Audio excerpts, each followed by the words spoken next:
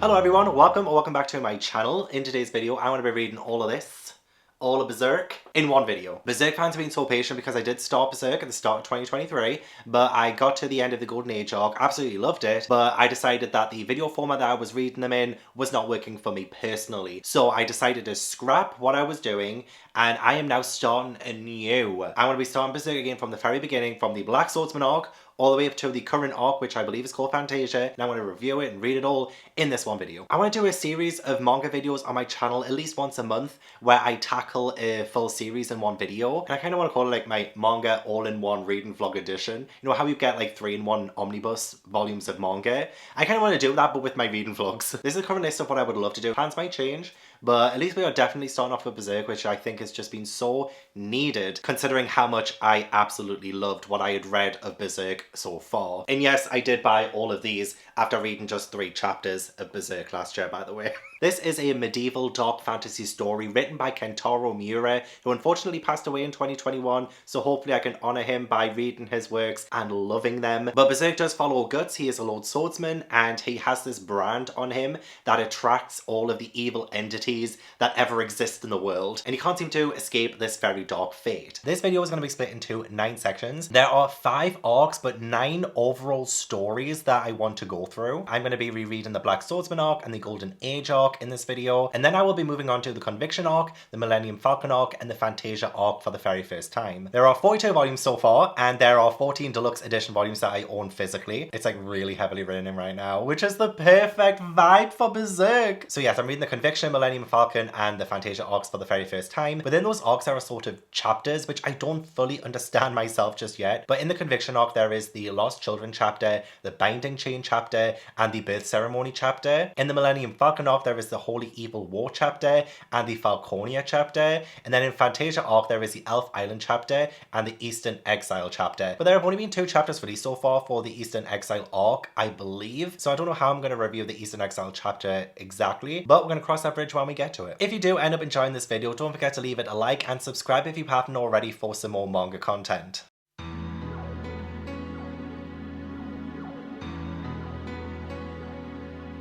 I have now read volume 1 of Berserk 3 times. I've now read the entire Black Swordsman arc twice.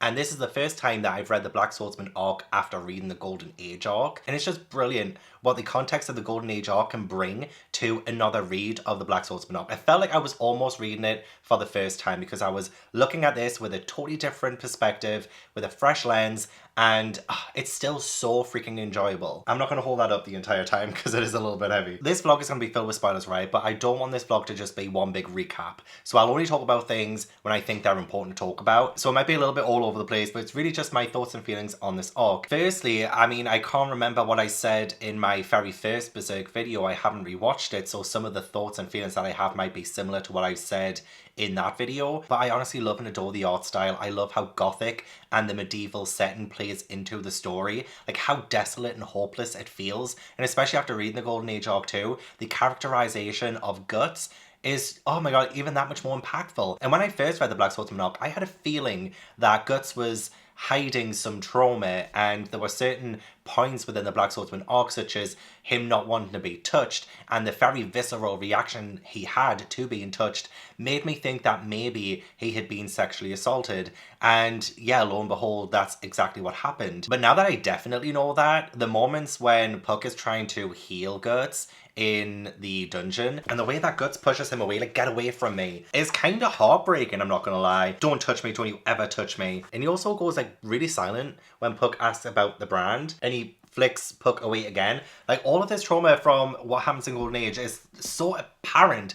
Like, did Miura plan all of this from the very, very beginning? Because it honestly seems like it. Just look at the way Guts is looking down and the pain in his eyes. He's repressing so much trauma from what he's experienced. I mean, yeah, Guts does come across as a bit of a dick. You know, he calls people small fry, and it doesn't seem like he cares a whole lot about other people. But there are always moments in the Black Swordsman Arc, which kind of humanizes Guts in a way that, oh, maybe he's not actually that much of a dick. Like, he actually has things that he's going through. And when Puck is like, oh, I feel it. I feel all of this pain and suffering, and it hurts Puck. It really hurts Puck, and you can tell that something has happened. You just don't really know what yet. But I honestly love how this is the first arc of Berserk before getting into why Guts is this way. I much prefer it being told in this kind of format. I do find the Black Swordsman Arc quite exciting. There are some really good standout scenes and moments. Like, I love how action-packed the first chapter is. Fighting the Baron, it took 3 reads of Volume 1 of Berserk for me to fully understand kind of what's going on in the characters, because when I first read Berserk, and even the second time I read Berserk, I wasn't 100% sure what the entire goal was. I wasn't sure if the Baron was like the biggest bad of all time or whatever. Like, I was getting characters confused. But this time, I'm not saying it takes 3 reads of Volume 1 of Berserk to understand it, but I feel like I'm getting really comfortable in this world, which is a weird thing to say considering how uncomfortable this series makes me feel a lot of the time. It's gory, it's bloody, it's so draining as well. Like, my emotions. Oh, chapter 2 with the reanimated skeletons and when Guts comes across the priest and his daughter, that is one of my favorite chapters ever, like, of any manga so far. And I honestly feel like it's just because it encapsulates what this series is pretty much about. And it's such an early chapter too, but the reanimated skeletons, that visual of Guts fighting them and them coming out of the ground, it's just terrifying and so brilliantly gothic. But also the moment when the priest, and this is just all rambly, I'm so sorry, but like when the priest is like, oh, don't worry about me, I've got God on my side. And then we end up finding out his daughter gets killed and then ends up killing her father and stabs Guts. It's like, where is God? Where is God? Like, this is chapter 2 of the series and I already feel so desolate and so hopeless. And where was God during all of this? You know, like, it's so gut-wrenching. Even Guts is like, initially, oh, you know, you don't want me hanging around, I've got evil spirits following me. That's quite an affliction, but don't worry, my friend, I have God on my side. And it's like, okay, so you have God on your side and then all of that happens. I feel like it sets the tone brilliantly. Like, yes, chapter 1 had all that exciting fighting with the Baron and all this, that, and the other. It was great. But I feel like chapter 2 really solidified the hopeless feeling that you get from reading this. And even to this day, like, as I've been reading this, and all the stuff that happens with the God Hand and, like, the 5 members of the God Hand at the end of the arc, you kind of think, will Guts ever be okay? Will Guts ever escape his fate? And while you do get glimpses of that in chapter 1, you do get some backstory, some context, like a little bit. It's actually chapter 2 with all of this, the meeting with the priest and his daughter and what unfolds there, that really, I think, solidifies that hopeless feeling. Guts' dreams as well, I didn't fully, again, get the scope of what the brand actually meant until reading the Golden Age arc. So I appreciate it now more what Guts is going through. And I mean, I would be a pretty big dick as well if I was going through all of this. No wonder he's pushing Puck away. He just watched, I mean, again, spoilers for the Golden Age arc because that's where I've read up to. He did watch some of his friends die. He watched one of his friends betray him. And now we have like a new character in Puck in Guts' life. And he just wants to push him away. Don't come near me. You're going to end up dead. Essentially is what the feeling I'm getting from Guts is. I feel like he is pushing people away so that he doesn't have to re-experience what he went through in the Golden Age arc. Oh my god, like, I'm sorry, but this is like one of the most shocking moments I've ever read. Like, I just loved it. And I shouldn't have really because it's like terrible what happened, but like, I love it. And also one of my favorite spreads ever. And even despite all of this, I love how Guts can still have some kind of sense of humor in all of this. So when Puck kind of saves Guts and he's like, hey, I saved your life now, didn't I? But then he gets caught by a soldier and then Guts instantly cuts the hands off the soldier that caught him. He's like, okay, now we're even. It's just kind of subtle the way that his humor is coming through, and it doesn't feel out of place because he is a very dark and grim character in this arc, that those light moments make sense. It really does fit. Oh, and Vargas as well. Poor Vargas. Seriously, I almost forgot about him. He's one of those people who you kind of make an assumption based off of first appearances because he kind of looks a little bit like the evil entities that are pursuing Guts. But you kind of push past that and you see that he's actually like a really good guy and he's been through so much as well. So it kind of makes you think you shouldn't really fully judge everyone at first glance, and especially after you consider what happens with Guts and his character after meeting Vargas and when Vargas finally dies. It felt like such a learning curve for Guts. And again, I don't know like what happens after the Black Swordsman arc in terms of the timeline because we go back in time with the Golden Age one. So I don't know if we continue to learn those lessons just yet, and if Guts ends up opening up to more people. At the minute, it seems like whoever does open up to him, they end up dying. Apart from Puck so far, I love Puck. I miss Puck in the Golden Age arc, but I love how Puck brings a certain balance to how dark and heavy this series is. Also, I love the fact that I can understand these kinds of moments when Guts sees the Behelit for the first time, and when he's talking about Griffith. Oh my god, do I know now? Don't I understand his anger and his feelings towards Griffith and the complexity between them. I would always recommend reading Black Swordsman Arc and then Golden Age Arc and then going back to the Black Swordsman Arc. Unless the arc after is a Conviction, unless the third arc is before Black Swordsman. I don't know where Black Swordsman fits in the timeline. I'll find out soon. But I somehow loved, and I already loved the Black Swordsman arc. I already loved the beginning of Berserk the first time I read it, but like I love it even more now. And I even appreciate the Golden Age arc a little bit more now too, even though I think it's a perfect arc. I think it's a perfect arc, but I feel like I felt the genius of Miura by going back and reading the Black Swordsman arc, because I can see all the seeds that were planted from the very beginning, and I'm just like, what a genius, what an absolute genius. I also couldn't help but think as well, just going back to Vargas and the initial repulsion of seeing him and the way that he looks now after what he's been through, I couldn't help but feeling there was some kind of parallels between Guts and Vargas, and maybe Guts also felt like he could sympathize or see himself as Vargas. Yeah, so when Vargas is about to die and Guts is like thinking, he thinks about when Vargas told him about when he was captured and he had to watch his family die. He sliced them up, chopped them off, and then ate them. Before my eyes, he took my wife and my sons. I was nothing but a prisoner of fear. Please avenge me. And then Guts like slams the wall. But he also looks like pretty sad there. I don't think he's crying, but he's like wiping his eye. And there is like a little bit of, it could be sweat. So he could be reminiscing or thinking back on what happened to him during the eclipse and him having to watch his friends die. And I feel like that moment there makes me think that Guts ended up feeling a lot more closely connected to Vargas, and that's why he punches the wall afterwards, because he's letting those feelings overwhelm and take over him when he's trying so hard to suppress them, when he's trying so hard to suppress the trauma he went through. And that's only when he goes to Vargas. I mean, obviously he's not going to try and save him because he already knows it's kind of a lost cause. There are too many people around, so I can't exactly fault Guts too much. Like, it was a trap and he wouldn't have been able to, at least maybe he could have, I don't know. Vargas was going to probably die regardless. So I just kind of love those touches of character work with Guts that I could appreciate more now that I have read the Golden Age. Even when Guts is like, ambition comes with a price attached, of course that price comes too high if you die for nothing. The reward for ambition too great is self-destruction. At this time as well, Puck is, you know, it hurts, dark and violent emotions pound into me, self-hating, destructive, burning like black magma. Puck says, is this the source of Guts' strength? So I'm like, is Griffith the source of Guts' strength? Because he's kind of using words that Griffith kind of uses a little bit later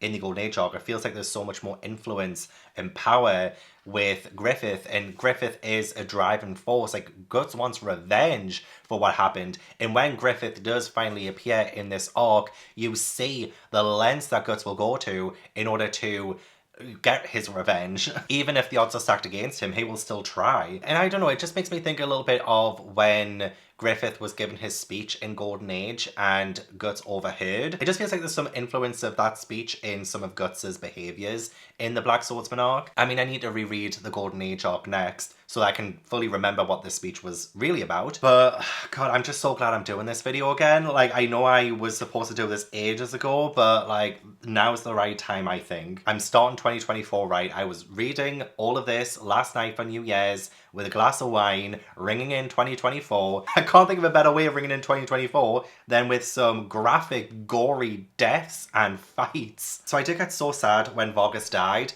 but when he tells the Count, death will be paying you a visit soon enough, along with the hundreds of victims you've killed who'll drag you down to hell with them. And then later on, when the God Hands have been summoned and the Count is dragged into hell and Vargas is one of them who's dragging him, oh my God, that's beautiful. Even though it's like so awful, and I feel awful that Vargas is kind of one of those souls damned for eternity. It doesn't look like a very nice afterlife to live. I still feel good that there was some kind of poetic justice there for Vargas. And you gotta take the wins when you can with the Berserk manga, because it feels like these wins or maybe a bit few and far between. Like the kind of wins in terms of light in the darkness. Oh my god, I just like, oh, I love Berserk so much.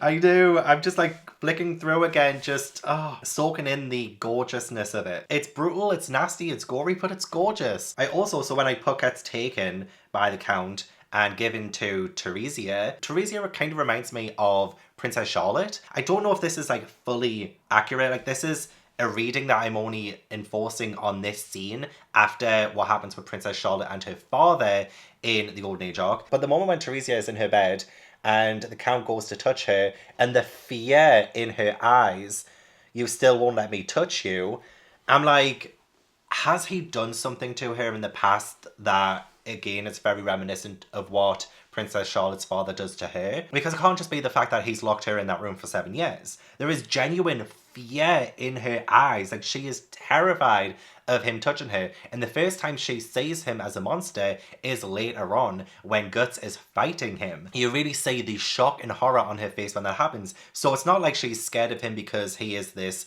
awful being. Some things must have happened, and honestly that's so heartbreaking. It again gives Theresia a different kind of context, especially since it seems like Theresia might come back for some revenge against Guts at the end of this arc. So this might not be the last time we see of her. At least I hope we see her again, because I feel like she can also become such a complex character, and even just that moment alone with her father is enough to make me think, damn, this could be a very complex character. So yeah, the fight between Guts and the Count is riveting stuff. Absolutely riveting stuff. The way that he just swans into the castle, takes out so many soldiers, and gets to the like kind of throne room place, and then the Behealer kind of gets awakened and summons a god hands and all of this and the other. Just fantastic. Honestly, like this is a really, really good, exciting arc. It lays the foundations of the series beautifully, and I think just solidifies those themes of hopelessness.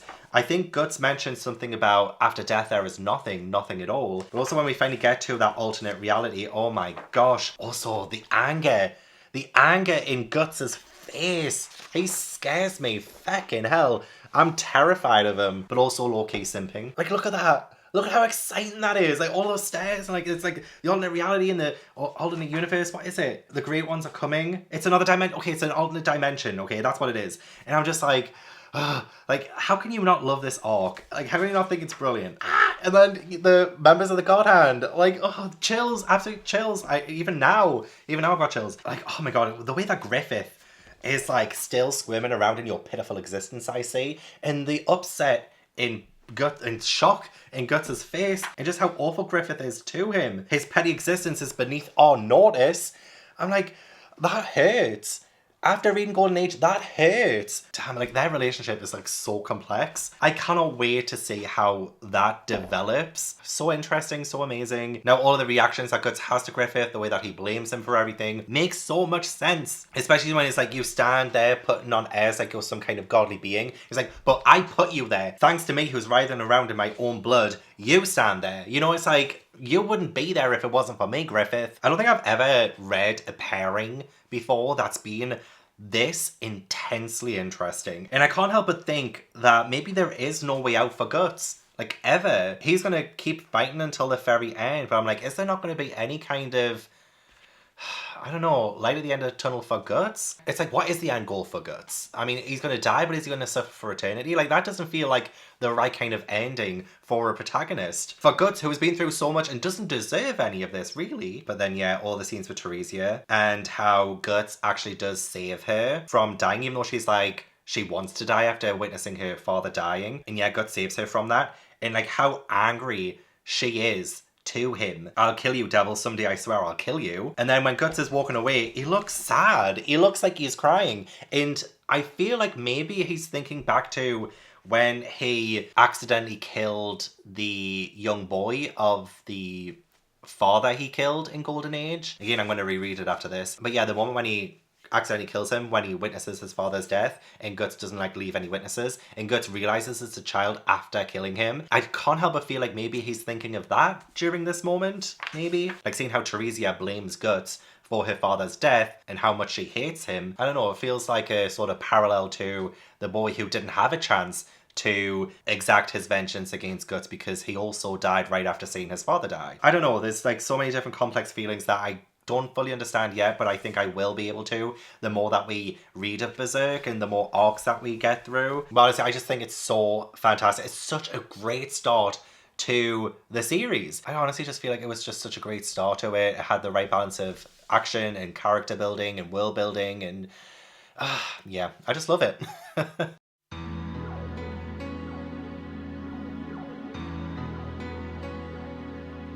Oh my god, guys, the fact that I had to endure the Golden Age arc twice now. Oh, saying that, it has to be one of, if not the best, story arc I've ever read of anything ever. I'm still quite new to manga. I haven't read a whole lot of arcs other than One Piece, for instance. But I'm just talking about in general too, like of novels and even TV shows when they get their like story arcs in. And I just feel like Golden Age, oh my god, it's almost perfect. It's almost perfect. There are a couple of things that I really don't like, but putting that aside, I just think it's just brilliant. I think it's absolutely brilliant. Also, I've been wanting to sit down and talk about the Golden Age arc for so bloody long now, but I've kind of just been, how do I talk about it? How do I say things? So I have talked about the first half of the Golden Age arc before on my channel, chapter by chapter. Honestly, I'm kicking myself why I didn't just continue, at least to have finished out the Golden Age arc, considering I was on the precipice of like the eclipse, you know, just like, why didn't I just continue on? Ugh, I'm so frustrated with myself. But I just absolutely adore how the Golden Age arc starts. So like at the end of the Black Swordsman arc, we have Guts. I mean, I can't really tell too much if he's actually crying, but he is upset and he looks sad. And then we go into the Golden Age arc, and the first time we meet him as a baby is him on the ground crying. Well, I mean, it seems like he's dead at first, but then he wakes up crying. Like, the first thing that Guts does as a character in the Golden Age arc is wake up crying. So I just love how we transitioned into it. I love the fact that, yeah, the Golden Age arc is this massive sort of flashback, because we started off with the Black Swordsman arc, and now we're going back in the past to see how Guts got the brand, how Guts lost an arm, how Guts lost an eye, and just all of the things that really add so much to his character. And I'm so glad it came after the Black Swordsman arc. I feel like if we just got thrust into the Golden Age arc, I wouldn't really connect with Guts on an emotional level like I do now. And it's just meant that the intrigue has been kept throughout the Golden Age. And also to go from Guts being so super strong in the Black Swordsman arc to being very weak at the start of the Golden Age arc is, again, like such a jarring juxtaposition that it makes the build-up of Guts' character throughout the Golden Age arc that much more brilliant to me. It adds a lot more weight to his drive and his ambition, and I feel like the whole arc itself is sort of lending into the theme of dreams and ambitions and where Guts places in the world. There are a couple of moments in the Golden Age arc where Guts is kind of questioning the entire world and sort of like his place within it. So one of the early examples of that is when Guts is running away from his like childhood home essentially with Gambino after, you know, accidentally killing Gambino, and finding himself alone under the stars and just saying how vast the universe is, and like the whole cosmos thing is just, again, like such a brilliant way of picturing Guts within this world. Is there a little child shouting outside right now? Can you hear that? Where's a Crimson Behealer when you need it? I'm kidding. Oh my god. So I feel like Guts as a character is someone who we see in the first arc, as someone we just like don't really... Like, I always felt some kind of attachment to him because I felt like he had a lot of trauma within him and he was acting out in certain ways. So, like, I do feel connected, but to have him be at such a low point at the very start of Golden Age, it's like we go to the lowest of the low with what Donovan does to Guts as a child, and like the way that he's called like a demon child, a devil child, and that he's a bad omen, that he shouldn't be alive. And all of these things I think are just so important to his character journey. And again, like, I don't know why I'm trying to jump ahead towards the like the very end of Berserk whenever it does end. And the feelings that I think Guts might end up like dying at the end of this story, just because he's like kind of brought into the world with the death of his like birth mother and literally being like born from a corpse, essentially. It's like, I feel like he is going to return to that at the end of the series. And there are certain moments in the Golden Age arc as well. If I remember which moments, I will mention them during this like very random talk about it. And I do feel like it's just like all part of the causality of the series, that I think Guts is somebody who is just going to be returned to death at the end of it. I have 3,000 words of notes here. Because I just freaking loved this arc so much. I think even like rereading it too, because this is my second time reading it before going into the new arcs that I've never read before, I felt a different kind of experience because I had no idea what the eclipse was, because it kept being alluded to and I had no idea what it actually meant. But upon a reread of the arc and knowing what it is, oh, that level of dread. That level of dread, I felt more connected to the Band of the Hawk, for instance. I felt more connected to Casca this time round, in Pippin, in Judo, in just like the entire team even. And you know what, even to a certain extent, Griffith. Oh, it's so tragic, is the thing. Like, this is a hugely tragic series of events. I was hoping for a different outcome. I was rereading this, knowing what was going to happen, and just hoping for a totally different outcome. And upon peeling back those layers, on this reread, being able to focus on different things that I kind of missed the first time around was just so eye-opening. And parts of it had me questioning my own morals and my own kind of sense of ambitions. And, you know, it's like this was a fantastic study into character and just also how the plot is just so intricately and gorgeously woven throughout, honestly. Like, when you think of the eclipse being like the big moment of the Golden Age arc, like, you can't just have the eclipse. There are so many moments before that, leading up to the very start of the arc, that makes the entire thing so important. There are so many moments where you think, oh, so if that didn't happen, would the eclipse have happened? And I can't really pinpoint an exact moment, like, you know, this sort of like butterfly effect. I can't pinpoint an exact moment. It feels like everything that preceded the eclipse was necessary and so important to the actual event happening. Because I could say, oh, it was Griffith's ambition that made the eclipse happen, but would Griffith's ambition have been the downfall of him if it wasn't for that woman who oversaw him having sex with Charlotte? And even before that, would Griffith have even gotten that position if Guts hadn't left the Band of the Hawk? But even before that, if Griffith didn't ask Guts to assassinate you know, a couple of characters, Guts wouldn't have overheard the speech that Griffith gave Charlotte. And, like, if he didn't overhear that speech, would he have even left the Band of the Hawk? You know, there's just so many moments that just keep going, you know, through the arc, all the way from the eclipse to the start of the arc, that I just think, God, if this didn't happen, would that have happened? You know what I mean? It's just, it's genius. This is why the Golden Age arc is, like, one of my favorite stories ever. And the emotional weight and turmoil of knowing the fate of these characters. Because when we first meet the Band of the Hawk, my first read of the Golden Age arc last year, I did like the characters, but I didn't feel as connected with them. But on a second read, seeing Guts find family within the Band of the Hawk, finding solace within this sort of camaraderie, and being able to be removed from his childhood trauma because of them and because of the friendships he formed and his like relationship with Casca and Griffith, I just felt more invested this time round in the characters, and I cared so much about what would eventually happen to them. And I just can't help but now say, because as I was reading the start of this arc again, and the moment when Guts meets the Band of the Hawk, the first time we meet them properly, it's when there is this like vast field of green, of life, of laughter, of like sun, and it just felt so warm and beautiful, and like the possibilities were endless. That was the first time we met the Band of the Hawk, and it was this open, lush green field. Compared to where we end the Band of the Hawk story, in this enclosed, nightmarish hell where the eclipse is happening. The sun has been covered, there is no greenery in sight, it's replaced with red, and they're being slaughtered. And I just couldn't help but think of that as I was rereading the Golden Age, the first time we see them properly, and I'm like, I kept blinking and I kept seeing the eclipse happening within where this field was. It just taints the reading experience when you're rereading it, because you can think of, this is where they're starting, but I know where they end up. It's beautiful. It's honestly beautiful. I don't know if it was intentional or not. I feel like Miura was a genius and everything is intentional, but I couldn't stop thinking about what was coming.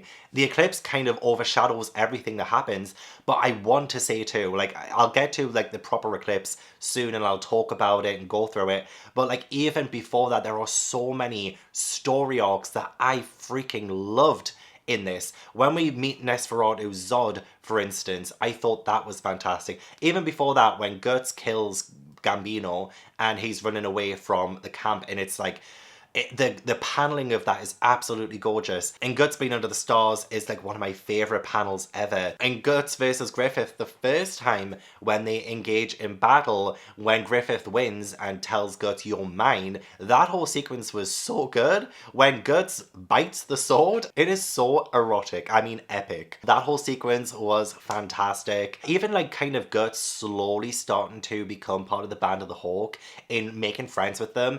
I think it was when Pippin carries him down the stairs towards them so that they can have some drinks together after one of their like first fights together and the victory of it. It was, oh, after what Guts had been through, I was like, yes, he has found his place. He is among friends. He is safe. Like, that was like a great thing. I was like, can we just end the series there? Knowing what's coming, can we just end the series there and just pretend that the Band of the Hawk lived forever and they were always together and it was just a great time? But unfortunately not. I think the turning point was probably when we met Nosferatu Zod and we get the whole Behelate kind of stuff and going back to the idea that Griffith is probably a character that we should keep our eye on, because it's very easy to fall in the trap that Griffith is a good guy, and I do feel awful for him in like up until the eclipse. I felt awful the fact that he worked so hard towards his ambition. There's so much relatability there in, you know, coming from almost nothing to almost achieving your dream. Like, it was in sight and it all fell apart. He isn't a good guy whatsoever. I just kind of related to his drive, to his kind of wanting to achieve his dream for like a better life for himself. Like, you can't understand a lot of the stuff that he does.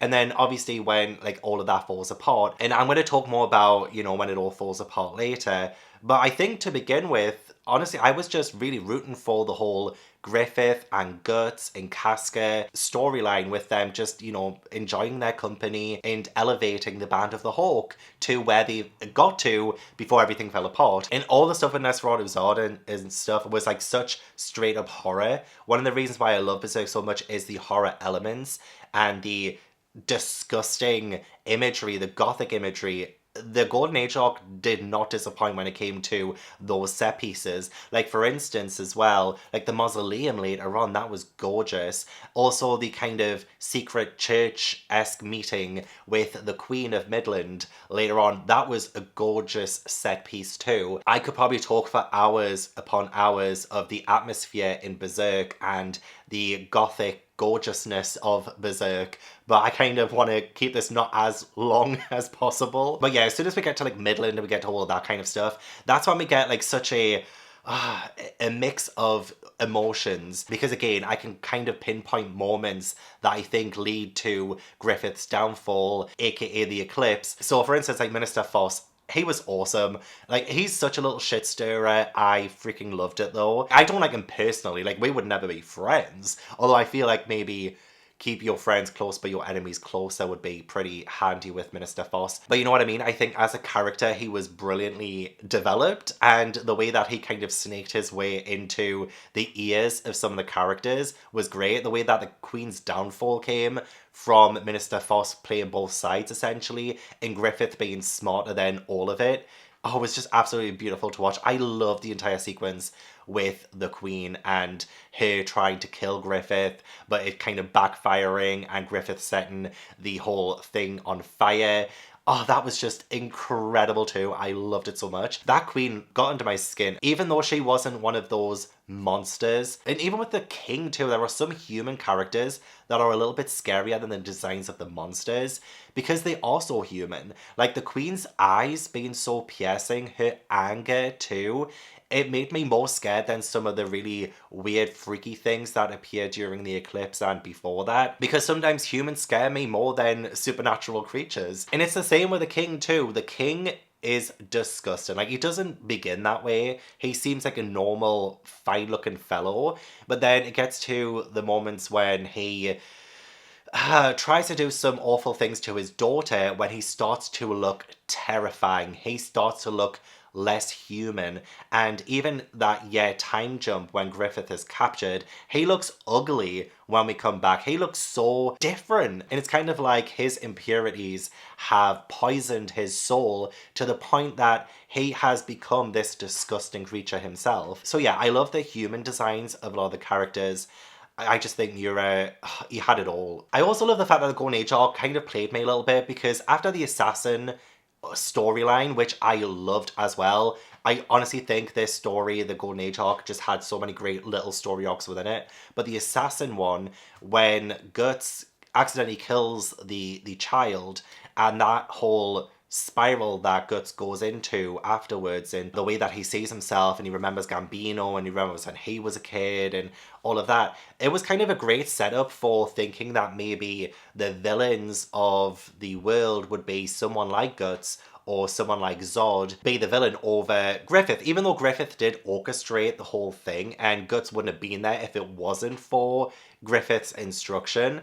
But like the way that Guts was framed for a lot of this story made it seem like Griffith wasn't gonna be like a villain. Obviously we know he will be because of the Black Swordsman arc, and it's kind of genius how Miura can make me doubt myself in who is the real hero here, who is the real villain. That line is so blurry, and for a lot of it, seriously, Griffith seemed to be the hero of the story. He's even referred to as the chosen one by the God Hands later on, which really does subvert your expectations when it comes to chosen ones in that trope. But even then, again, you will have touches of Griffith being villainous, and the way that he looks, like say when he sees Minister Foss and his eye, like Griffith's eye is so scary, you know. And like even I think it was Judo who mentioned sometimes he comes across like a kid, but other times he is a lot scarier than that, you know. There's this whole thing about Griffith that you just can't really predict. I do think Griffith is the most interesting character I've ever read ever, of anything. He's not my favorite character in terms of like, oh, I love his personality and I love what he does. Nothing like that. He's not my favorite in that kind of sense.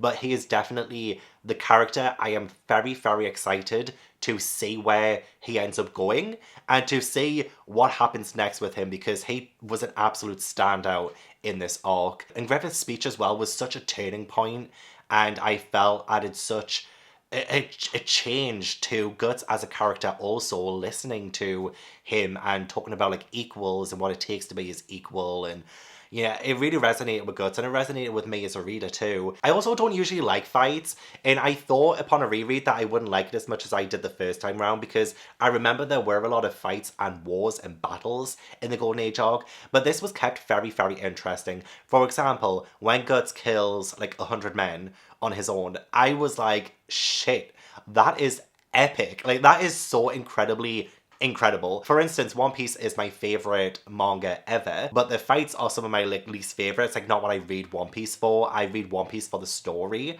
But when it comes to Berserk, I feel like even the fights are just epically epic. And at times, Guts scares me when he does that, because he'll have this really angry face on him and he turns inhuman when he does that. Well, not like physically, but on the page he looks inhuman when he engages in those kinds of battles. He lets his sword just kind of rule, and just he goes wild. He just absolutely goes wild, and that is terrifying. So there are genuine moments in this arc when Guts scares me more than the monsters do. Yeah, so Tombstone of Flame, epic. That was when the Queen died. Morning of Departure, oh my gosh. Yeah, so I can kind of pinpoint this as another turning point in the arc. I feel like there were so many turning points. We were in like a 360-degree kind of experience with Golden Age. So many turning points. But Morning of Departure, oh, well, for one, I love that it was set in snow. I just felt like there's something so symbolic with the purity of the whiteness with that.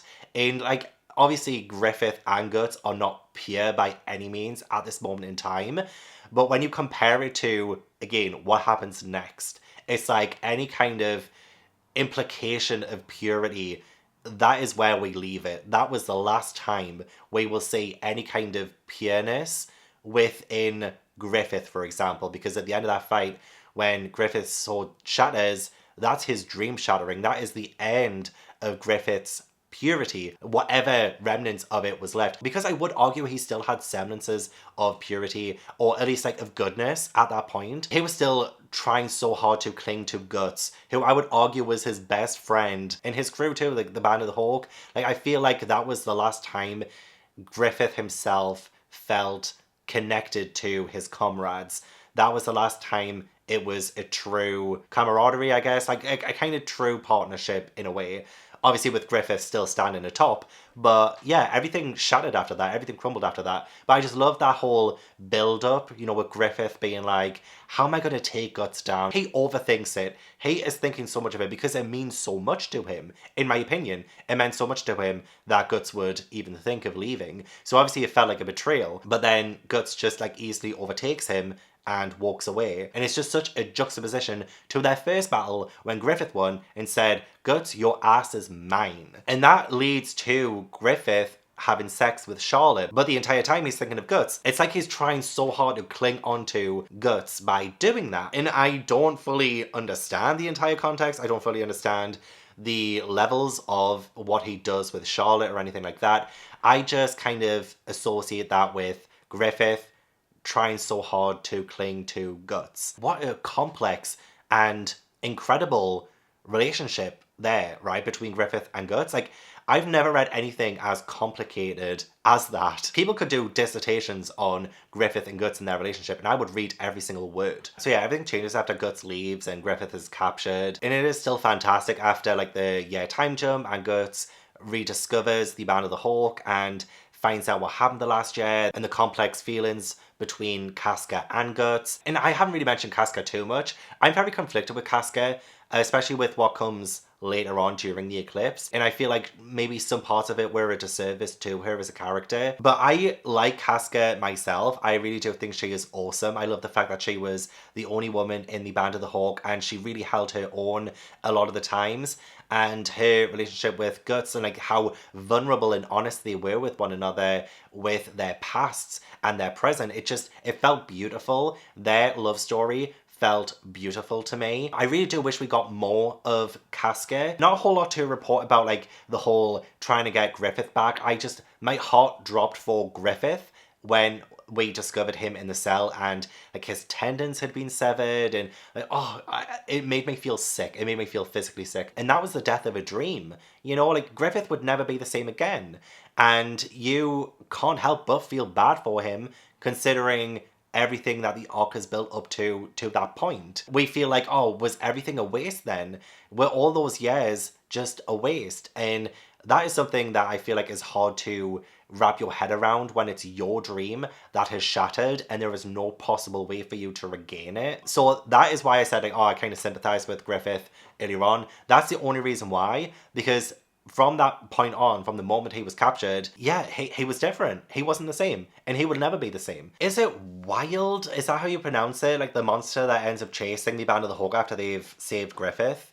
Is it Wild? Wild. I don't know how to pronounce a lot of the names yet, but that whole scene was great. And I love the fact that the fights are never that easy in Berserk. They can sometimes take chapters upon chapters for them to be taken down, and that whole fight between like Guts and Wild was incredibly intense. And again, there were so many seeds planted in Griffith's brain about using the Behelit and summoning the great ones, or like the guardian angels or whatever he called them. So again, like that's another thing where, or if you know, Wild didn't say any of that, would the eclipse have happened? If the king didn't send him after Griffith in the first place, would the eclipse happen? You know what I mean? So yeah, I enjoyed all of that. Like, don't get me wrong, I enjoyed all of that. But like, literally, because we are just on the precipice of the eclipse now, just like, let's just talk about the eclipse. That whole sequence of Griffith in the water, and he's thinking back, or at least like he's having some kind of like dream sequence where it is a younger him, and there is like this old woman giving him some like home truths about where he is in life and how he got there, and all the corpses that he's walking over, and that the castle is just in sight but he just can't quite reach it. That was beautiful imagery that, again, I think informs Griffith's decision of what he ends up doing to his friends. Like, he's already walked over so many bodies up to this point. What's a few more to him? And I just think back to the departure, the morning of departure. I think that was just the moment when everything was severed for him. Even his affinity to his own friends, like the Band of the Hawk, I feel like from that moment on it was just severed. Like they really didn't mean that much to him by then. Again, you could argue otherwise, but I just think that is maybe the point of no return, especially since Griffith is so hyperfixated on Guts and Guts alone, essentially. When Griffith seemed like he was gonna kill himself when he, you know, in the water, but then he sees the Behelit and it was all causality because it was going to come back to him.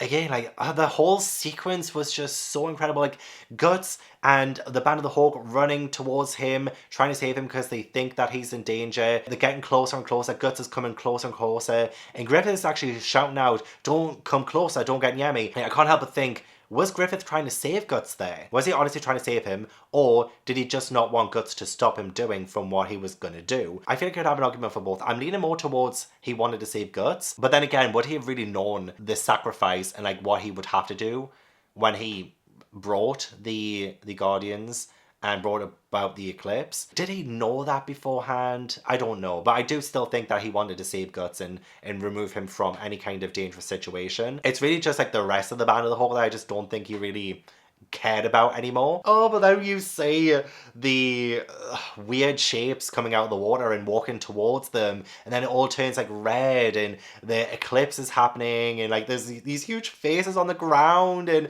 there's like this huge ass woman coming up. It's just like, oh my god, the eclipse was fucking insane. It was insane. It was terrifying. It was awful. And just like, it was suspenseful. Like there was a level of suspense and tension just like as this undercurrent leading up to the slaughter. It just, every word uttered by the four god hands, oh my gosh, like it was just poetry, but dark poetry, talking about ideas and concepts bigger than my human brain can comprehend, and what Griffith needs to do in order to become the fifth god hand, because he is a chosen one. And I'm just like, a chosen one? Because of that ugly looking Behelit thing? Like, oh my god, and it's ugly. I'm not judgmental, but that Behelit is one ugly looking thing. And the fact that all of the Band of the Hawk are going to be sacrifices, all of them. Like, that's how Guts gets his brand. That's how Guts loses his arm and his eye. Just like everything so pivotal happens in these few chapters. Like, I think it's less than 10 chapters this entire thing happens. It leaves you speechless.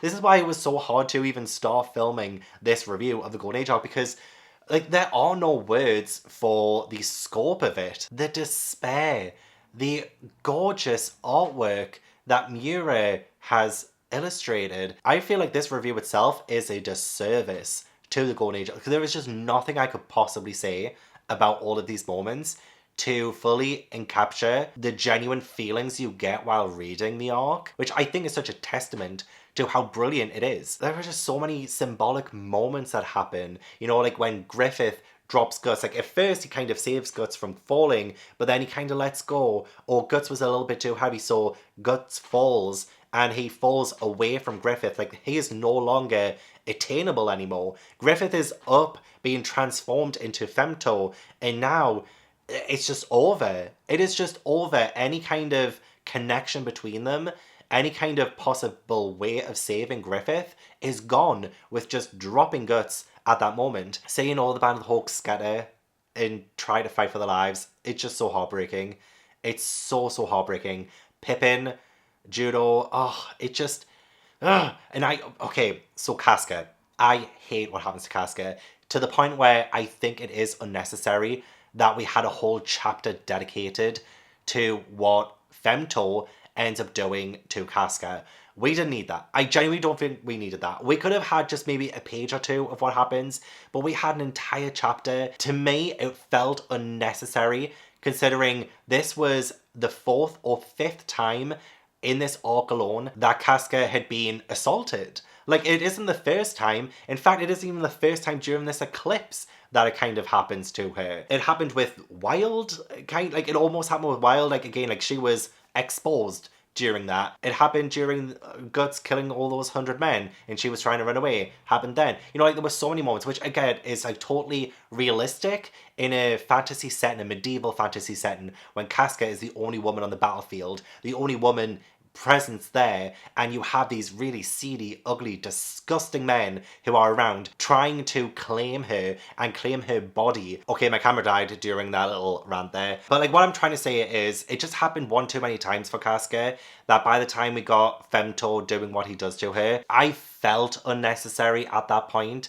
I mean, I don't think the action itself was unnecessary, because I think there was this parallel between when Griffith first saved Casca when they first met. He saved her from being sexually assaulted, and here we kind of have a full circle moment where he is doing the sexual assault, and in front of Guts too. I don't think it was a personal thing that he wanted to do to Casca. He wanted to hurt Guts for some reason. He either wanted to really hurt Guts, or he wanted to say, don't come and save me anymore, this is over. You know what I mean? Like, it's kind of like severing ties with Guts and Casca. So I'm not like saying what actually happened itself was unnecessary. I just didn't think we needed a full chapter of it happening. It was very uncomfortable, which I know is the point, and it made me feel uncomfortable. It made me feel sick. And again, I think that was the point. But, you know, it had been like the 4th or 5th time it's kind of happened to Casca, and I was just kind of like a little bit fed up with that. But it does solidify the fact that Griffith can never be redeemed now. He can't be saved now. That's it.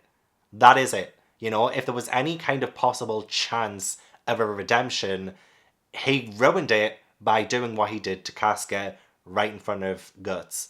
I mean, obviously he ruined it when he killed all of his friends with the Eclipse as sacrifices, but like the violation of Casca, the hatred and the anger and the depravity of him during that moment, that is what really solidified the no redemption for me.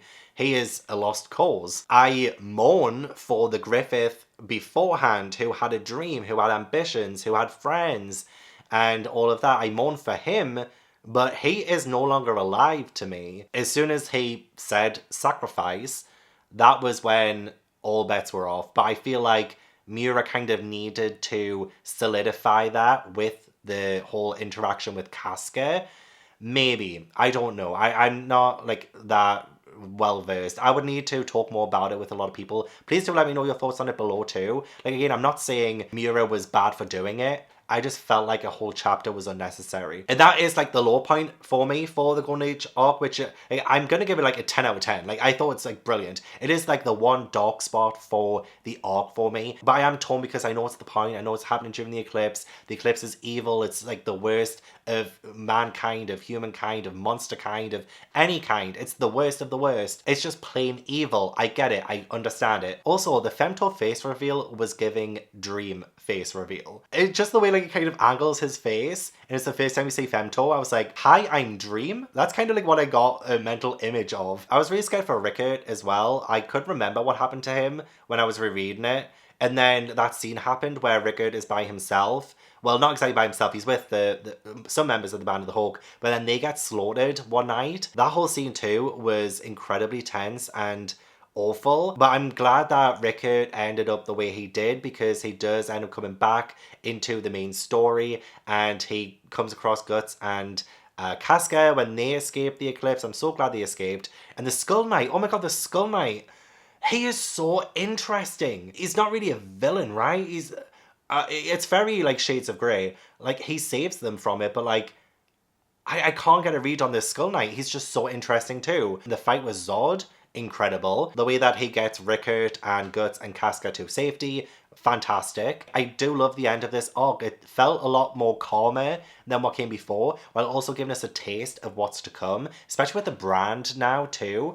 And I didn't know that Casca would get branded. I thought she was gonna die because she wasn't around in the Black Swordsman arc, and I was like, okay, it's the eclipse, she's been branded, she's gonna die. But apparently like she is still alive at the end of the Golden Age arc, but she does have a brand. And also she's gone through so much trauma that she's kind of reverted, like her mind has kind of reverted to a childlike state. She doesn't really remember Guts. She doesn't really remember what she's gone through. And she isn't the same. And I feel awful about that. After everything she's been through and the strength of her character, and she ends up the way she does, she gives birth to this like little demonic embryo thing. Damn, like that's just rough. That's awful. So I hope it's not the last we see of Casca. I hope she comes back and reclaims her character. So her sanity's gone. She is kind of like locked away now so that she doesn't, come across any of monsters that try to kill her. Now that she's branded and she goes outside. Guts is now on a mission, which I love. I love so much. I can't wait to read more so I can finally find out what happens next. And I love the way that he gets his sword.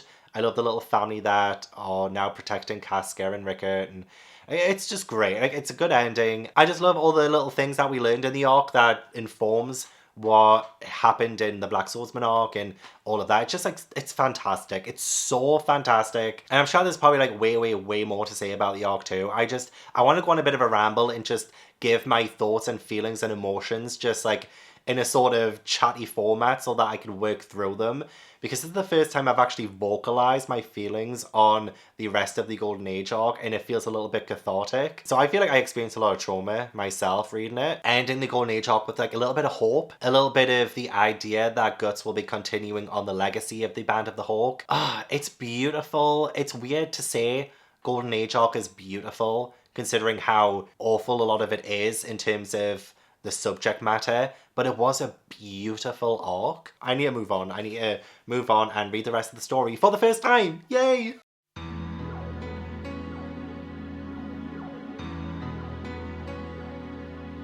I honestly feel like the Lost Children arc had such an uphill battle to fight, coming right after the brilliance of the Golden Age arc. It's like, how do you follow up that arc with another arc? So to begin with, I felt a little bit bad for the arc, but I think the arc kind of holds up on its own. It felt a little bit like a sort of side story. Like, I don't know how much it contributes to the overall plot. There were some important storylines in it, don't get me wrong, but I think overall it kind of felt like a little bit of a side mission for Guts and Puck. Oh my god, I'm so glad that Puck is back. I love him so much. I loved when he said something about, oh, the story would be too dark without me. I just love the self-awareness because he's absolutely right. I was missing the Puck lightness and the Puck humor from the Golden Age arc. In absence makes the heart grow fonder. I genuinely could not wait to see him again, and see him again I did. And he made for such a great character in the Lost Children arc. He wasn't just like a sort of comic relief kind of sidekick. There was a lot of emotional weight there too, and it was just so great to explore a little bit more about like the Behelit and elves. And there was actually quite a lot of parallels between Guts and Jill. I felt like this was probably a really important arc in terms of character, more so than anything else. The vibes of this arc are absolutely immaculate. We have Guts saving this young girl called Jill, and they go to the village where Jill lives. And it's a village that has been terrorized by what looks like elves on this whole town. And, children are getting kidnapped and a lot of people are dying so gruesomely. Like, it was absolutely disgusting the way that these little elf things were ripping off the flesh and the skin of the victims. The whole thing was absolutely vile. So really to keep up the horror that I've been feeling with it, there is like this brilliant encounter between Guts and a lot of the elves, and it turns out that these elves are the children who had been abducted, and that was like such a cool little twist. I think that was the part of the story where I thought, oh,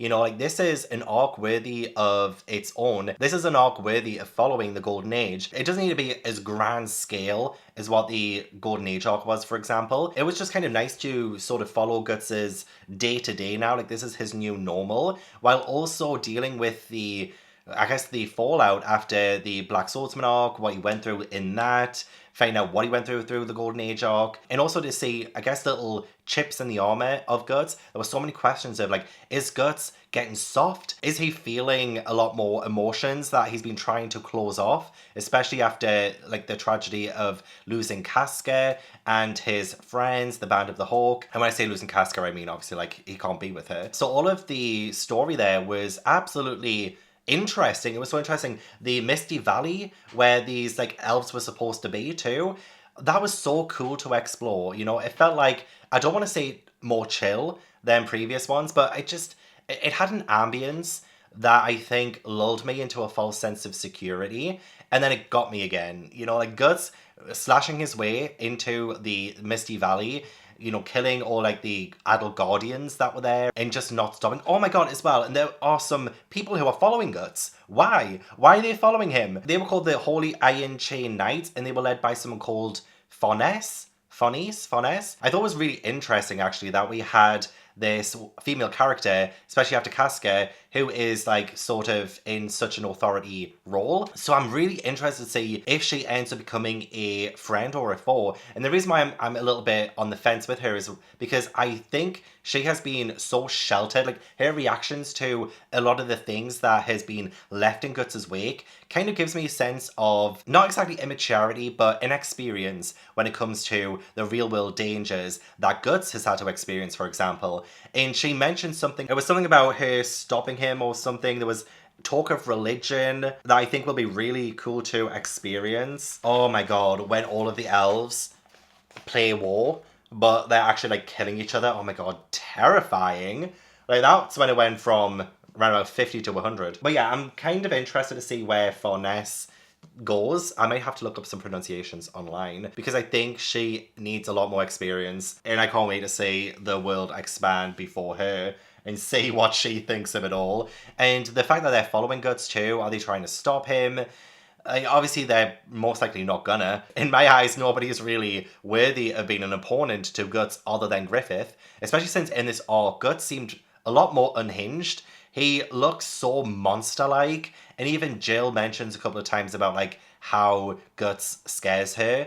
And honestly, yeah, he scares me too. There were times in the Golden Age and even the Black Swordsman arc where Guts scared me. But I don't think he's scared me as much as he did in this arc. It's almost as if something takes over him and there is this like black glow around him and all you can see is one eye. He did stop himself from killing Jill at one point when he was like slashing his way through these elves. Sometimes it feels like there is no stopping him, which is why I kind of love the fact that he does seem to have come quite a long way since the Black Swordsman arc.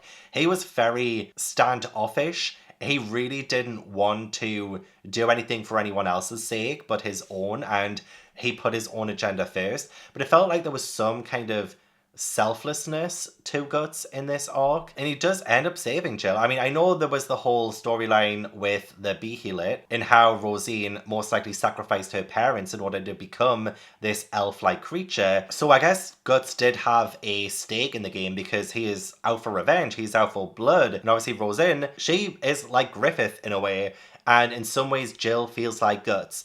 I felt so bad for Jill looking at her family life where she lives with her mum and dad, because it seems like her dad does things to her that kind of makes me think of either Donovan or Gambino. And it seems like anytime there is a child involved in Guts' story, he feels a lot more sympathetic. So for instance, I think it was Theresia at the end of the Black Swordsman arc, there was the boy he accidentally killed in the assassin part of Golden Age. In like Jill, like I feel like whenever there is some kind of childlike figure, I guess the only exception really is the girl in chapter 2 of Berserk, the one who is traveling with her priest father and ends up dying. I think that was like the only time he didn't really seem to care all that much, even though he did try to warn them, so I guess there was some kind of level there where he might have cared a little bit. But I just feel like he's just gone from strength to strength when it comes to him allowing emotions to sort of take over and to be able to open himself up. And I guess especially as well after Vargas died too, it seems like he's opening up more. And the way that he showed Jill his dark world at the end of the arc too is one of my favorite moments. Like, I love that so much. It's like, yeah, this is my world now. Like, I can't take you with me. No matter where he goes within the shadows, there's death. I also just love the theme of like children in this arc and the difference that children can make. At the end of the arc, we have Jill saying that she will go back to her village, but she's going to like make a change in her own small way. And I think the power and importance of children is so incredibly strong in this arc. We have, you know, the whole lost children, the ones who get turned into the elf-like creatures and tearing each other apart and stuff like that. But it's kind of an examination into the role of children in this world and how innocent those children can be and how much of a shame it is to lose them. Yeah, I love it. I guess I don't think I can be violent like the swordsman after all, and I guess I really don't have the courage to run away like Rosine did.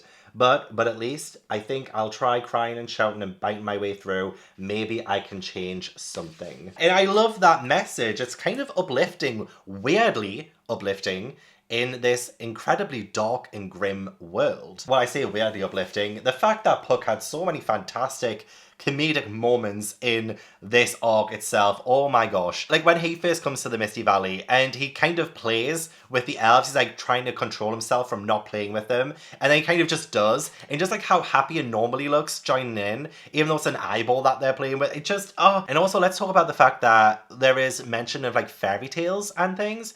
So Good says something like, this ain't some kid's fairy tale like Peacock, it's a gruesome grown-up fairy tale. Fairy tales are like very dark originally. A lot of original fairy tales are super grim, super violent, super dark. So I kind of love the fact that, yeah, Berserk is feeling a little bit fairy tale-esque with this arc. Although I guess you could argue that Berserk itself is a sort of fairy tale. I think that would be really cool to explore at some point. I don't know if anyone's made some kind of essay or argument about that, but I think it could be a good one to examine. But the dichotomy between a kid's fairy tale and a grown-up fairy tale, Jill is being forced to grow up, just like Guts had to grow up very quickly. Was he like 5 years old or something when he killed his first person?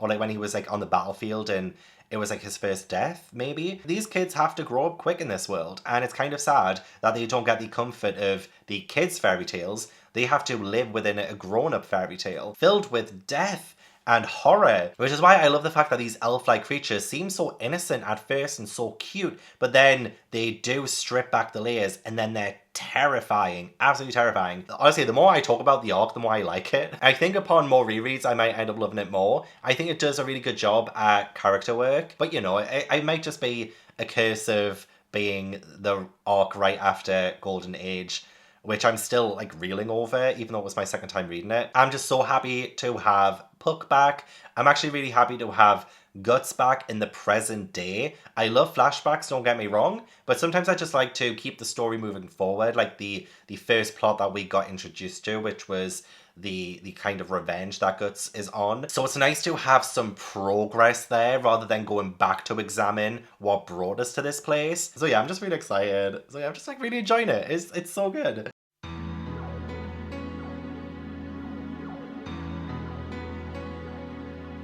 Okay, so I decided to finish volume 17, which is like the start of the next chapter, which is the birth ceremony chapter. I was making such great points and everything about it, and then realized it isn't part of the arc that I want to talk about today, which is the Binding Chain arc. I love the fact that we started off this arc with the Skull Knight, but did he eat the Behelit or the Behelit?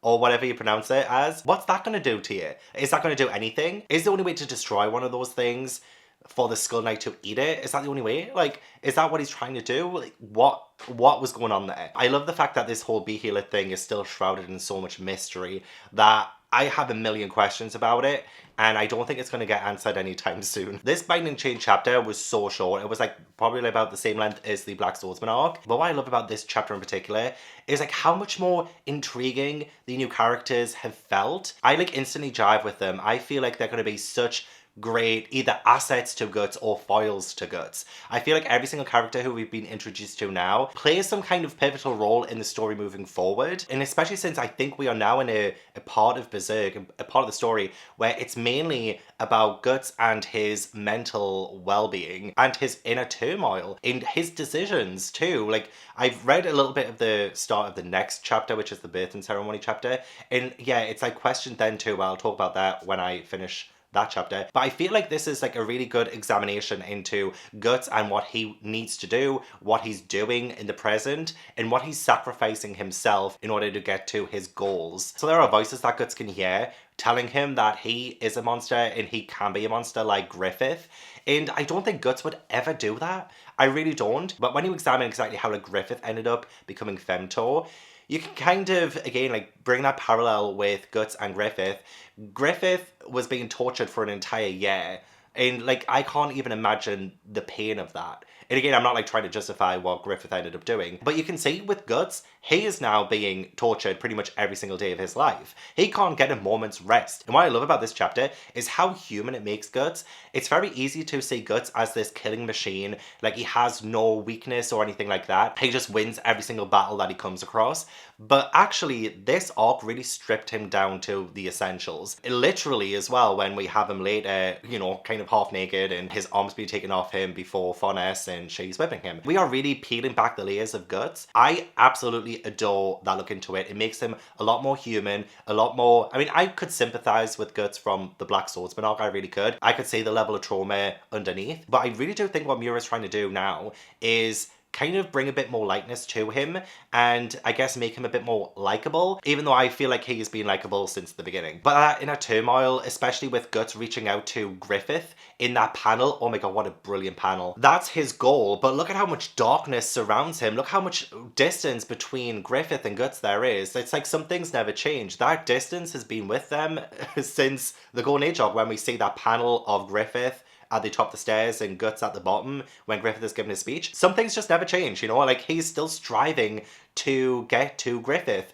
and to get onto Griffith's level, or femto, for one reason or another. And this reason is obviously to destroy him, to get revenge for what he did to the Band of the Hawk, and especially what he did to Casca. And you know what I think is so monumental for that growth and that progression with Guts is Puck. I fucking love Puck. He is one of my favourite characters ever. And even Guts says, you know, I can't keep tense with you around. Taking it seriously just seems silly. And I feel like Puck is so important to Guts healing. Like, not just literally because Puck can heal Guts, but like internally too. Like, he can heal those emotions. I feel like Puck and Guts are tied so intricately together in terms of emotion, especially since Puck can feel Guts' emotions too, and he can really get a sense of the inner workings of Guts. I feel like Puck is the only character who can genuinely feel what he's going through. He can't understand it, because there are still moments when Puck is still questioning what he's going through, but Puck is the only character who can actually literally feel what Guts is going through. I guess other than Casca, but like Casca's in a whole different world of her own. But I think it's like a really clever kind of dynamic that Miura has done. I genuinely feel like Puck is the key to Guts healing eventually. I wasn't really sure about the Holy Iron Chain Knights